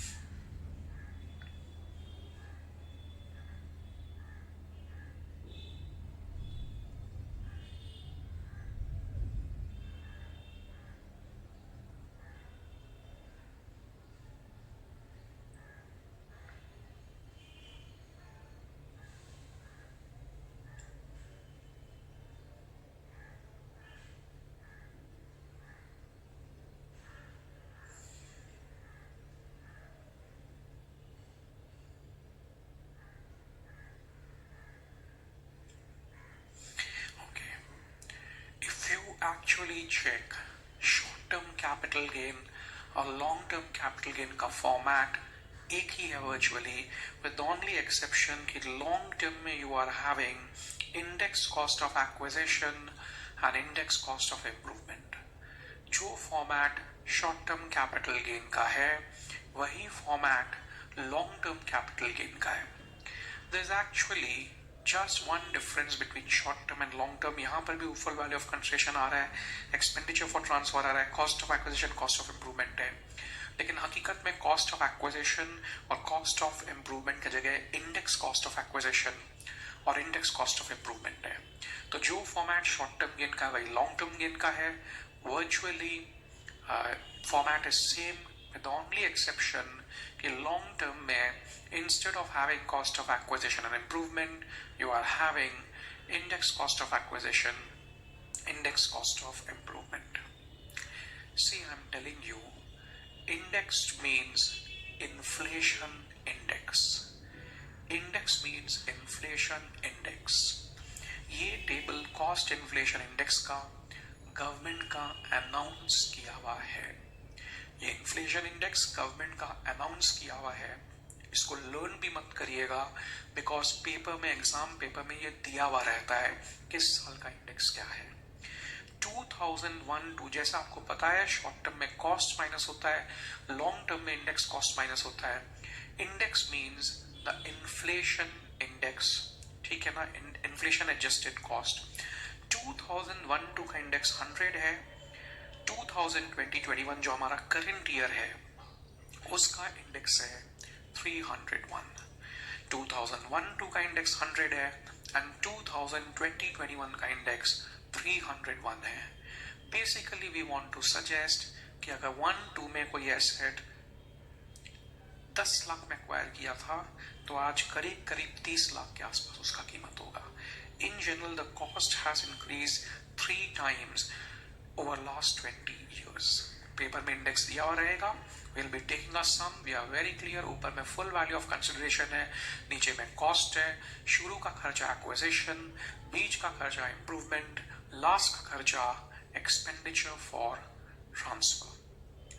We are also very clear.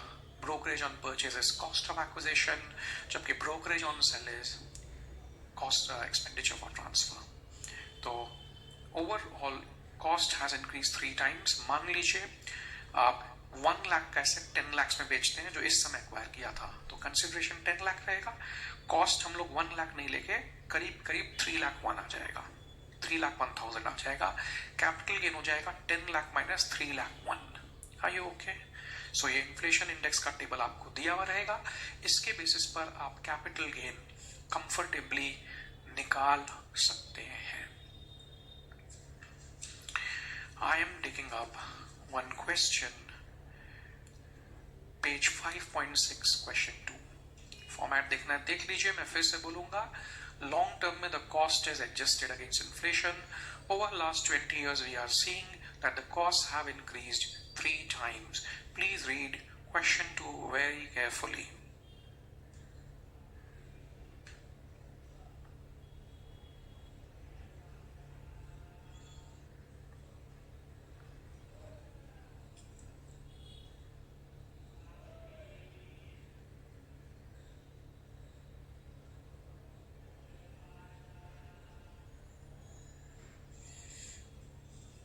I believe you people have read question 2 very carefully. Yes, question 2 अच्छे से check कर लीजिए. X purchased a building on 1/8/19 for 10 lakh, sold it for 15 lakhs on 1/1/2021.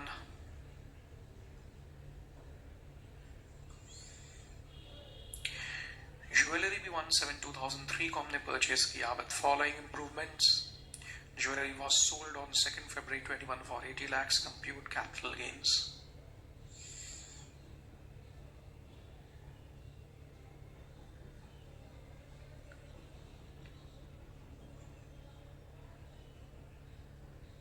ठीक है ना. Question एक बार आप लोग रीड कर लिए. एक बिल्डिंग है फर्स्ट लाइन में, 2 एसेट बिका है और second paragraph में we have having jewelry.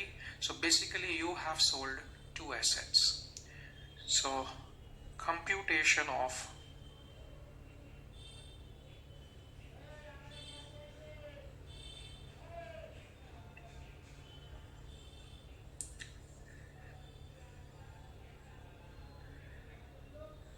capital gains.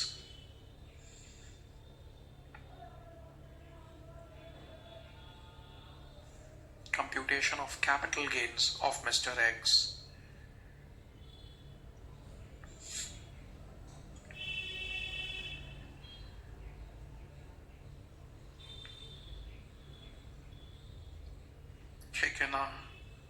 Take your time. Please do copy this.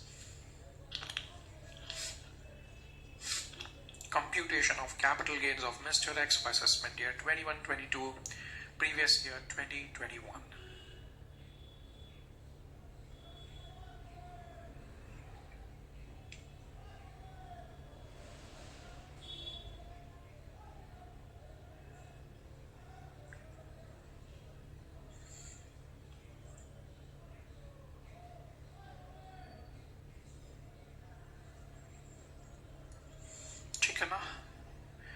computation of capital gains of Mr. X for assessment year 21-22, previous year 2021, particulars amount rupees.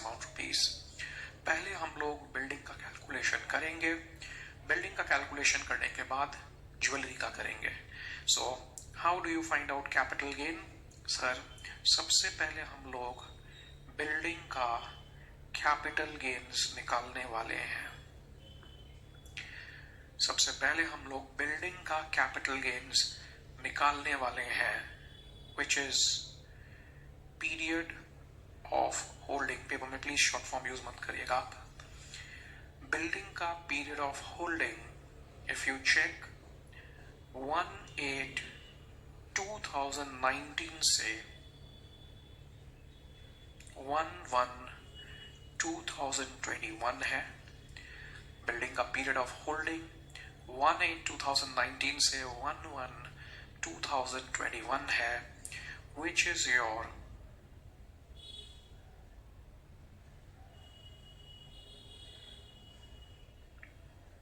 short term. Yes, building का period of holding 1/8/2019 से लेकर 1/1/2021 है, which is your short term. Why short term? Because it is less than 24 months. We just learned Z के लिए 12, Blue के लिए 24, others के लिए 36. So because it is less than 24 months, it has to be short term, है ना? Building के लिए 24 महीने का पीरियड ऑफ होल्डिंग है, 24 महीना से कम है.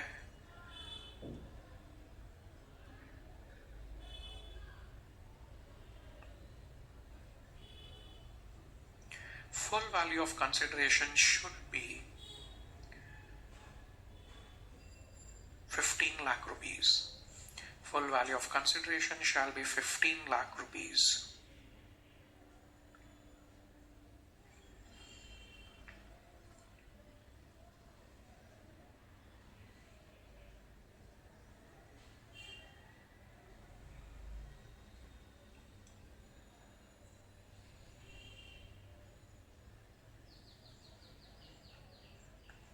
Cost of acquisition is 10 lakh.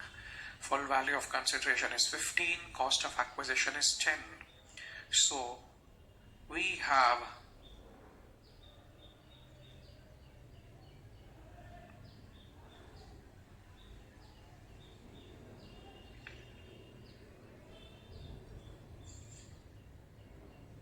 short-term capital gain of 5 lakh.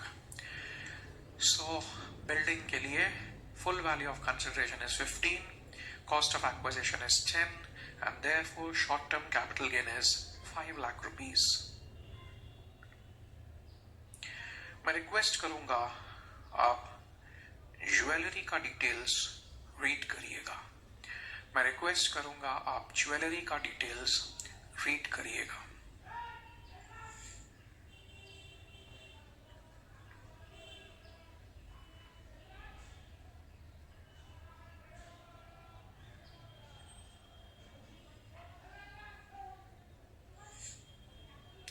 He had also purchased a jewelry on 1/7/2003 for 8 lakhs, made the following improvements: 5/10/14 को 50,000, 6/6/17 को 80,000, brokerage on purchase, brokerage on sell, and jewelry was sold on 2nd February 2021 for 80 lakh rupees. If you check, he had purchased jewelry 1/7/2003 में. उसका improvement हुआ, brokerage on purchase, brokerage on sale दोनों दिया हुआ है. फिर ज्वेलरी हमने 80 लाख में सेल किया है 2nd February 2021 को. So let's start with it.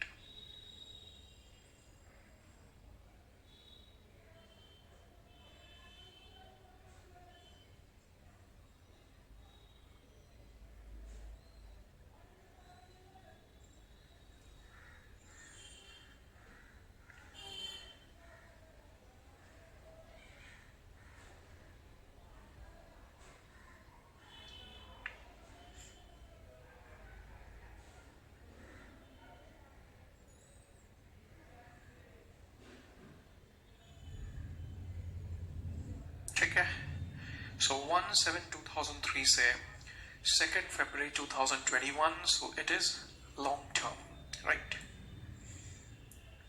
Because it's around 18 years, 36 months, 3 साल होने से ही ज्वेलरी अदर एसेट में आएगा, बिकॉज जेल भी नहीं है, ब्लू भी नहीं है। अब 36 मंथ्स 3 साल होने से ही लॉन्ग टर्म हो जाता है, तो 18 साल होल्ड करके रखा है करीब करीब। सो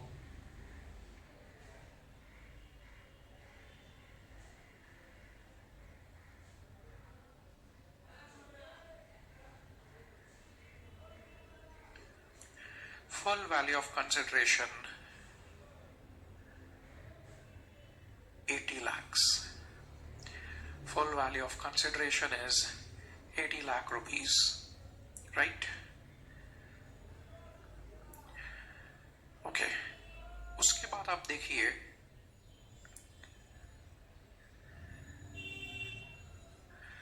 लेस, सबसे पहले क्या आता है? Expenditure for transfer. ब्रोकरेज क्या है? सब brokerage on purchase is cost of acquisition, brokerage on sale is expenditure for transfer. Brokerage on sale is 1%, isn't it? So expenditure for transfer में brokerage on sale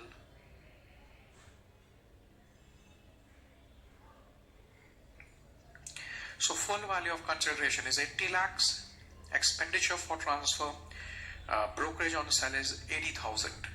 Okay.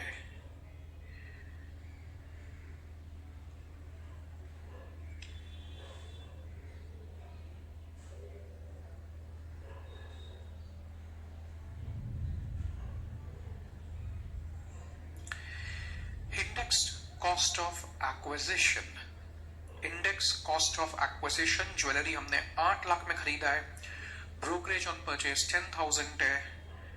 Jewellery हमने 8 लाख में खरीदा है, brokerage on purchase 10,000 है, so it should be 8,10,000।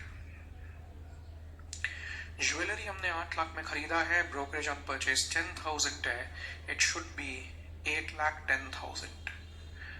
ऊपर में हमेशा year of sale का इंडेक्स आता है, this is a very important point, you should be very clear on. ऊपर में हमेशा ईयर ऑफ सेल का इंडेक्स आता है। हमारा ईयर ऑफ सेल 2020-21 है, 2020-21 का इंडेक्स 301 है। पेपर में आपको दिया हुआ रहता है, प्लीज इसको लर्न मत करिएगा। पेपर में ये आपको दिया हुआ रहता है, आप इसको लर्न मत करिएगा। और एक बात बताता हूं, आपका सिलेबस फिक्स्ड है प्रीवियस ईयर 2020-21। आपके पेपर में जो भी क्वेश्चन आएगा कैपिटल गेन्स में, उसमें हमेशा एसेट 2020-21 में ही बिकेगा। आपके सिलेबस में पेपर में जो क्वेश्चन आएगा 100% सारे क्वेश्चंस प्रीवियस ईयर 2021 के रहेंगे। 2021 में आप देखेंगे एसेट हमेशा 2020-21 में ही बिक रहा है, तो हमेशा ईयर ऑफ सेल का इंडेक्स आता है। Year of sale will be 2020-21, तो आपके एग्जाम में तो 301 ही ऊपर में आना है, बट नीचे में आएगा ईयर ऑफ परचेज का इंडेक्स। कब खरीदे हैं? 2003 में। 3-4 का इंडेक्स 109 है, 3-4 का इंडेक्स 109 है। प्लीज रिमेंबर, ऊपर में ईयर ऑफ ट्रांसफर का, नीचे में ईयर ऑफ एक्विजिशन का, और इंप्रूवमेंट के समय ईयर ऑफ इंप्रूवमेंट का। तो ऊपर का इंडेक्स फिक्स है, it's always year of cell.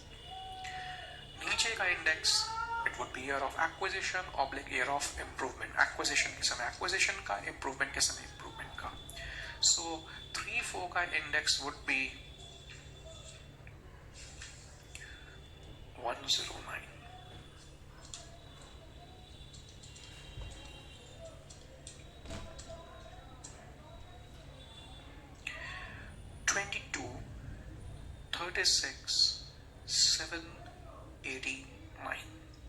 So index cost of acquisition 22,36,789.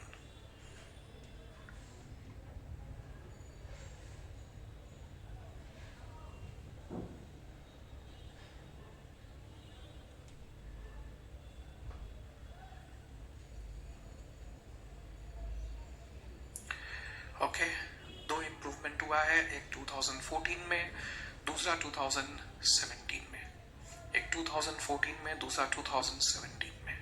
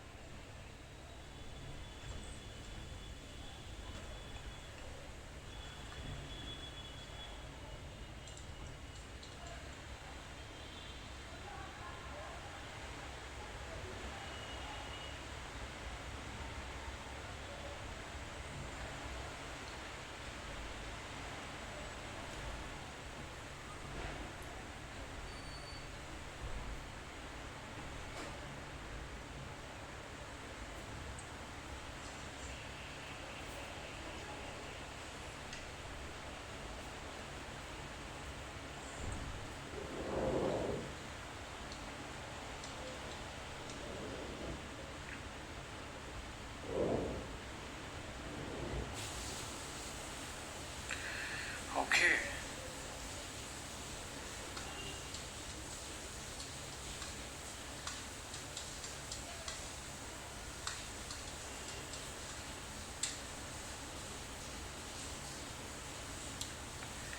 So 24,68,026 ये मैंने कैसे लिया? ऊपर में ईयर ऑफ सेल का इंडेक्स, नीचे में ईयर ऑफ इम्प्रूवमेंट का। तो 14-15 में हमने 240 लिया, जबकि 17-18 में हमने 272 लिया है। तो जस्ट एक बार कैलकुलेटर से फिर से कैलकुलेट कर लेते हैं।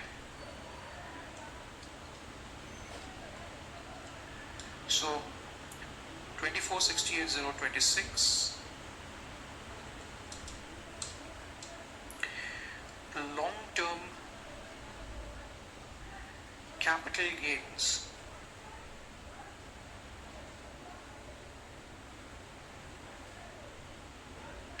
will be 55,31,974.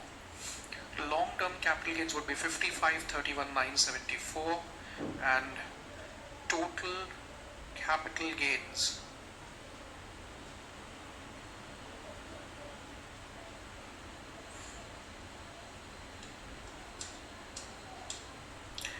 is 60,31,974. Total capital gains would be 60,31,974. Question 2 मैंने आपको सॉल्व करवा दिया है। क्वेश्चन 3 आप खुद से सॉल्व करने वाले हैं। आपको करीब करीब मैं 4 से 5 मिनट का समय देता हूँ। I shall be waiting for you, right. आपके सॉल्यूशन करने के बाद ही मैं क्वेश्चन 3 का सॉल्यूशन आपको दिखाने वाला हूँ, राइट। सो क्वेश्चन 2 मेरे ख्याल से 100% क्लियर है। क्वेश्चन 3 आप अभी खुद से सॉल्व करिए।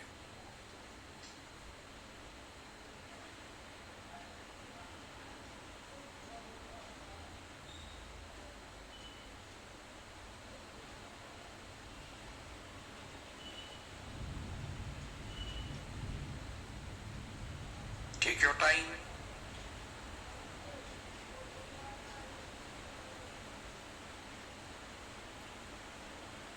I'm waiting for you.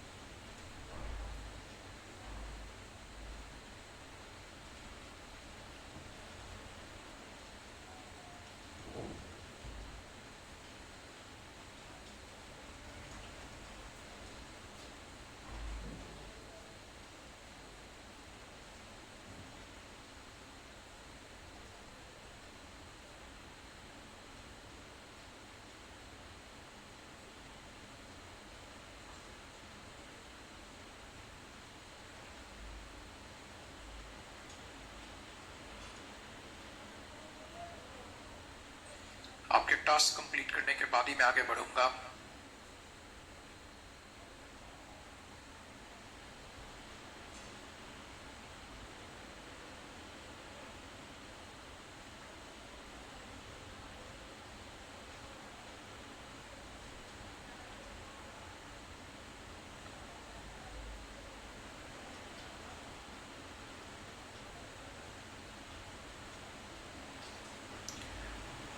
So you have got sufficient, very reasonable time to work out question 3। मैं भी solution दिखा रहा हूँ, ठीक है ना।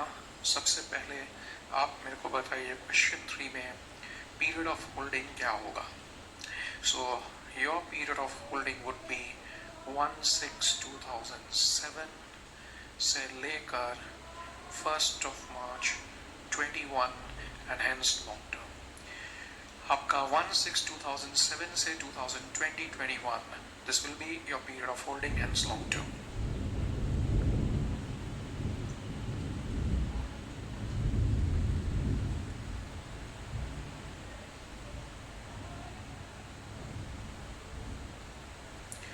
Full value of consideration 75 lakhs। Full value of consideration would be 75 lakhs।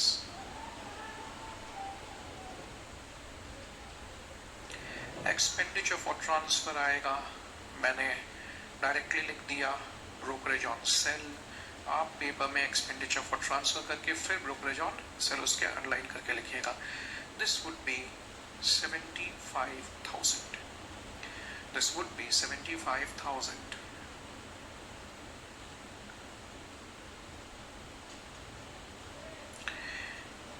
Indexed cost of acquisition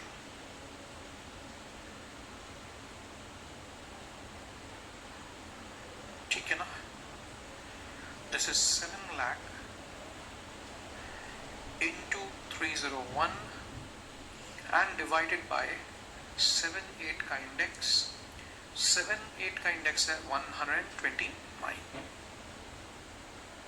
So 7 lakh into 301 by 129।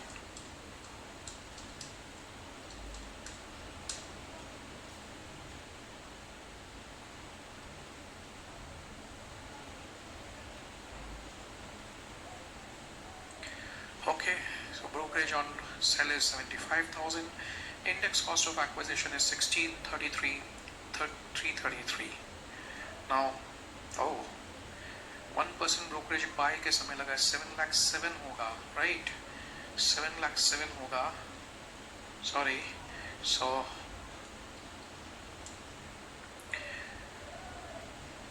1649,667। तो हम लोग क्या किए हैं, 2007-8 का इंडेक्स लिया, 7/8 का index is 129, so 7,07,000 because brokerage purchase के समय लगा है into 301 by 129। Index cost of improvement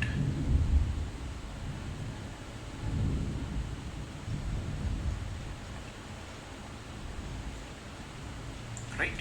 So index cost of improvement कैसे आ रहा है आपका, आप 3 लाख रुपीस लेंगे into 301 divided by right 2012-13 का इंडेक्स नीचे की तरफ आएगा, तो डिवाइडेड बाय 12-13 का इंडेक्स, दिस इज 200।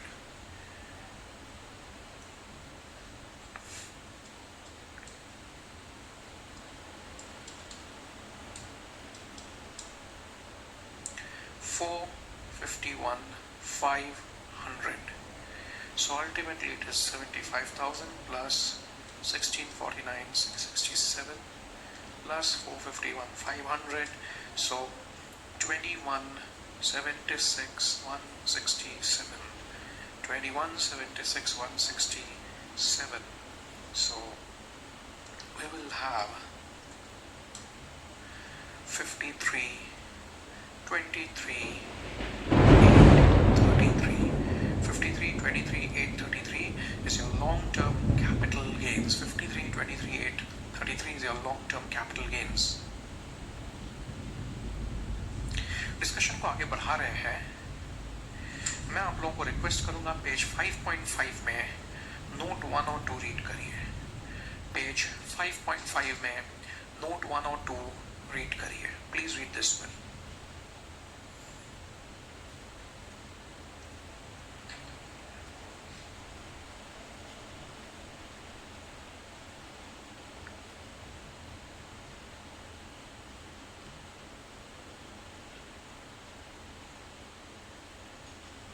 ओके, मान लीजिए मेरा आपके साथ एक कॉन्ट्रैक्ट होता है। कॉन्ट्रैक्ट के हिसाब से मैंने बिल्डिंग अर्लियर 10 लाख में खरीदा था, ठीक है ना। लेट अस एज्यूम, मैं पॉइंट 1 और 2 को ही समझा रहा हूँ। लेट अस एज्यूम मैंने 10 लाख में बिल्डिंग खरीदा था। कुछ साल बाद 2001 में खरीदा था 10 लाख में। टू कीप इट सिंपल, 2010-11 के आसपास मेरा आपके साथ कॉन्ट्रैक्ट हुआ। कॉन्ट्रैक्ट में आपने क्लियरली मेरे को बोला, सर मेरे को ये बिल्डिंग परचेज करना है, मैं आपको लाख रुपया एडवांस देता हूँ। मैंने कहा बहुत अच्छा बात है, I am ready to sell this building to you, you have given me 1 lakh rupees advance, balance money you pay me with in 6 months. 6 महीना निकल जाता है, 1 साल निकल जाता है, आप वापस कभी आते ही नहीं है। मैंने 10 लाख में बिल्डिंग खरीदा था, कमिट किया कि मैं वो बिल्डिंग आपको बेचने वाला हूँ। मैंने कमिट किया कि yes, I am going to sell that particular building to you. आपने मेरे को लाख रुपया एडवांस भी दिया बिल्डिंग परचेज करने के लिए, लेकिन सब्सिक्वेंटली आप कभी आते नहीं है। आई हैव नो ऑप्शन, मैं आपका लाख रुपया फॉरफीट करके कॉन्ट्रैक्ट को कैंसिल कर देता हूँ और 2010 में कॉन्ट्रैक्ट कैंसिल हुआ, फाइनली 2020 में किसी और आदमी को बेच देता हूँ। My question to you is, if a contract gets cancelled and we forfeit the advance money, what is the treatment? The rule is 2014 के पहले अगर कोई एडवांस मनी फॉरफीचर हुआ है तो वो कॉस्ट से लेस कर दिया जाए, which would actually mean that our cost is 10 lakh, less advance money forfeited 1 lakh, hence our cost will be 9 lakh rupees. Yes, अगर 2014 के पहले कोई कॉन्ट्रैक्ट कैंसिल होता है और आप एडवांस मनी फॉरफीचर करते हैं तो ये एडवांस मनी फॉरफीचर कॉस्ट से लेस कर दिया जाएगा, hence our cost will become 9 lakh rupees. 2014 के बाद अगर आप कोई फॉरफीचर करते हैं तो उसके बाद बजट में गवर्नमेंट ने लॉ को अमेंड कर दिया था। 2014 के बाद का कोई भी फॉरफीचर है that is charged as income from other sources. 2014 के बाद अगर कोई भी forfeiture हुआ है that is charged under other sources. So we just need to have a clarity on the issue. अगर आप किसी के साथ कॉन्ट्रैक्ट करते हैं बिल्डिंग सेल करने के लिए, सामने वाला आपको एडवांस मनी देता भी है बट दैट गेट्स फॉरफीटेड। 2014 के पहले अगर कोई फॉरफीचर किया है तो वो कॉस्ट से लेस हो जाता है। 2014 के बाद हमने फॉरफीचर किया है तो वो बन जाता है इनकम फ्रॉम अदर सोर्सेज में। Why these differences are there due to the dates? This differences is there due to the dates because 2014 में बजट में गवर्नमेंट ने लॉ को अमेंड कर दिया था। It is my sincere request to every student, to all of you, please read note 1 and 2.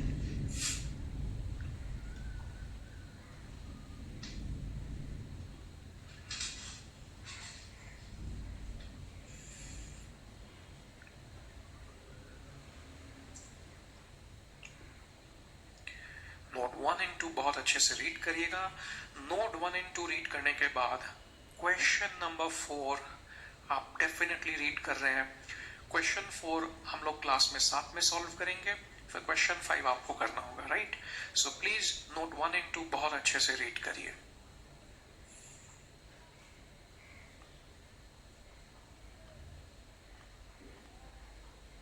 Note read करने के बाद क्वेश्चन नंबर 4 पॉजिटिवली रीड करिएगा, right. Question 4,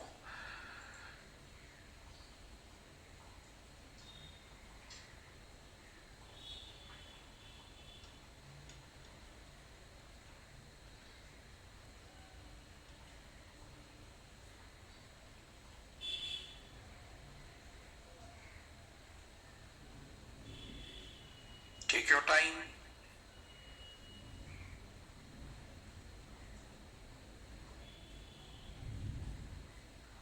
I'm waiting for you.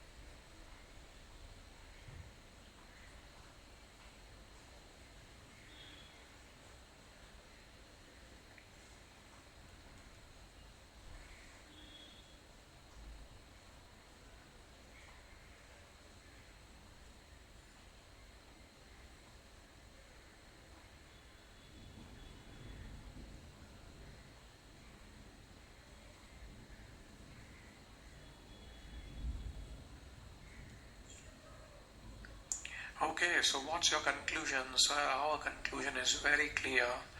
Advance money अगर हम लोग फॉरफीट करते हैं because of a cancellation of a contract, जो एडवांस मनी 2014 के पहले फॉरफीचर होता है वो कॉस्ट से लेस हो जाता है, और जो एडवांस मनी 2014 के बाद फॉरफीचर होता है वो चला जाता है under the head income from other sources. I request everyone in the class kindly read question number 4 very well. ठीक है ना? Rather, I believe you have read. I had given you that time. Otherwise, you can pause the class. Question 4 हम लोग एक बार solve करना start करेंगे, right?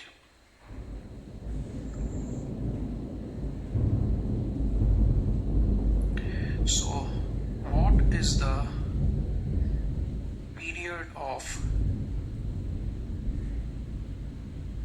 holding? Your period of holding will be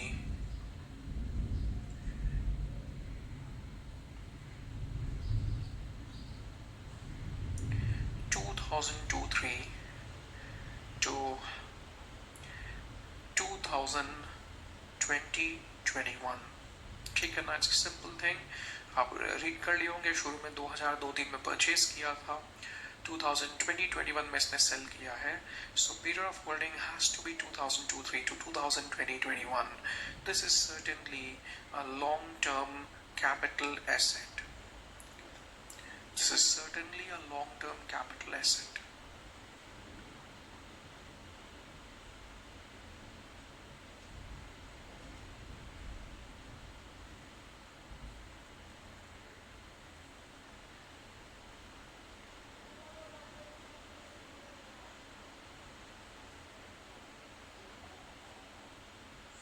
Full value of consideration is 85 lakh rupees. Full value of consideration is 85 lakh rupees. If you read the question, 2002-3 में इन्होंने 10 लाख में asset खरीदा है, 6-7 में एक फॉरफीचर हुआ है, सेकेंड फॉरफीचर 2021 में हुआ. अगर आप डेट्स चेक करें इस क्वेश्चन में, जो फॉरफीचर 2006-7 में हुआ है वो सर्टेनली कॉस्ट से लेस होगा, और जो फॉरफीचर 2014 के बाद हुआ है वो इनकम फ्रॉम अदर सोर्सेज में चला जाएगा, है ना?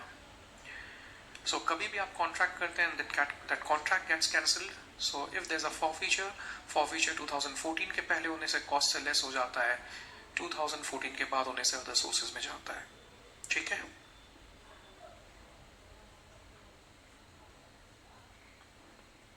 Less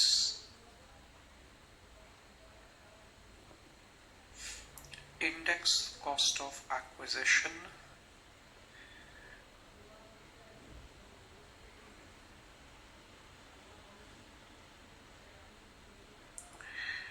your cost of acquisition would be 10 lakh in 2002-3, फिर हमने ₹1,00,000 फॉरफिट किया 6-7 में।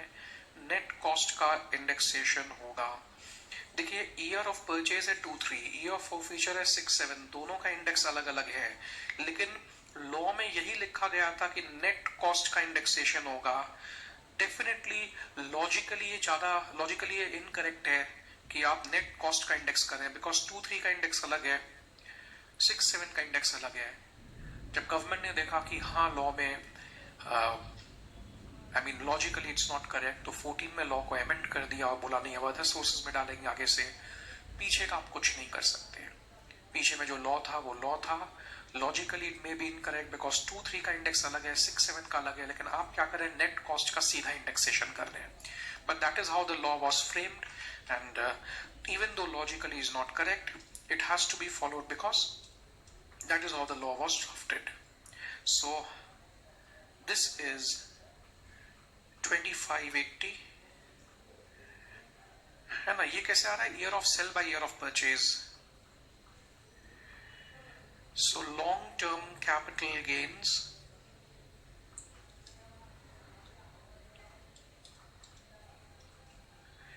is 5920, long term capital gains 59,20,000 है, 10,000 नहीं, 59,20,000। उसके बाद we will have other sources। एक और क्वेश्चन आप रीड कर लीजिए और कैपिटल गेन से भी कंपेयर कर लीजिए इसको, ठीक है ना। क्वेश्चन आप रीड कर लीजिए और क्वेश्चन को रीड करके आप चेक कर लीजिए कैपिटल गेन्स में आपको क्लैरिटी है। सिंपल क्वेश्चन है, 85 लाख में बेचा है, 10 लाख में खरीदा। जो एडवांस मनी 1 लाख आपने 14 के पहले फॉरफीचर किया, हमने कॉस्ट से लेस कर दिया। जो 14 के बाद फॉरफीचर किया वो इनकम फ्रॉम अदर सोर्सेज में चला गया।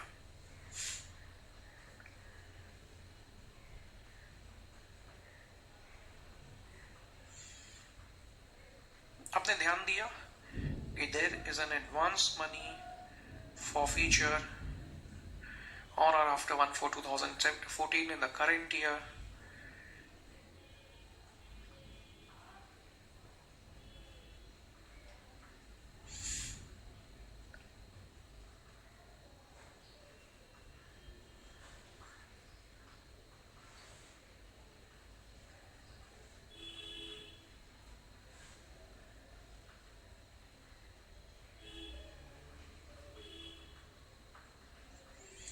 $61,20,000 is income from other sources, ठीक है ना। This takes into account today's class. Thank you everyone. I would give you question 5 as homework when you start next class. Before that, make sure that question 5 has been worked out. मैं पहले question 5 का solution दिखाऊंगा, फिर आज के इस class का एक रिविजन करेंगे, तब आगे बढ़ेंगे। मेरे को पता चल चुका है कि अकाउंट्स में हम जिसको profit on sale of capital assets बोलते हैं, यस, हम लोग सीख चुके हैं आज का क्लास। सो आज के क्लास में पता चला हम लोग को अकाउंट्स में जिसको आप profit on sale of investments और फिक्स्ड एसेट्स बोलते हैं, टैक्स में मैंने उसको नाम दिया है capital gains. Capital gains arise होता है ट्रांसफर ऑफ कैपिटल एसेट पर। जितने एसेट्स हम लोग जानते हैं वो सारे के सारे कैपिटल एसेट्स हैं, but then there are exceptions. Spam is not a capital asset. Stock in trade, personal movable effect, agriculture land in rural India, gold monetization, ये कैपिटल एसेट नहीं है। Stock in trade business income में जाता है, उसमें मैंने ये portion नहीं समझा है, इसको पेंडिंग रखिएगा, डज नॉट मैटर, ठीक है ना। अपने आप रिलेवेंट स्टेज में समझा दिया जाएगा। Whereas personal movable effect, agriculture land in rural India and gold monetization are except. Jewellery और आर्टिस्टिक वर्क कैपिटल एसेट है। सिटी से 2, 6 और 8 किलोमीटर अर्बन इंडिया, उसके बाहर रूरल इंडिया। ट्रांसफर का डेफिनेशन बड़ा ब्रॉड है, बहुत सारे सिचुएशन कवर्ड है जहां ओनरशिप चेंज होता है, लेकिन गिफ्ट इनहेरिटेंस एक्सेप्ट है। You know something, capital assets जेल 12 महीना तक शॉर्ट टर्म फिर long term. Zero coupon bond, equity fund, listed shares and securities 12 महीना तक शॉर्ट टर्म फिर long term. Building land and listed equity blue 24 महीना तक शॉर्ट टर्म फिर long term. Other assets 36 months तक शॉर्ट टर्म फिर long term. Short term में cost minus होता है, लॉन्ग टर्म में index cost. Inflation index paper में दिया हुआ रहेगा, आप ऊपर में ईयर ऑफ सेल, नीचे में ईयर ऑफ एक्विजिशन या इंप्रूवमेंट का इंडेक्स देंगे। 2014 के पहले अगर कोई एडवांस मनी फॉरफीचर हुआ है तो कॉस्ट से लेस हो जाएगा। 14 के बाद अगर फॉरफीचर हुआ है तो वो इनकम फ्रॉम अदर सोर्सेज में जाएगा। ठीक है, please question number 5 as a homework कर लीजिएगा। Next class we shall continue with capital gains. Thank you everyone.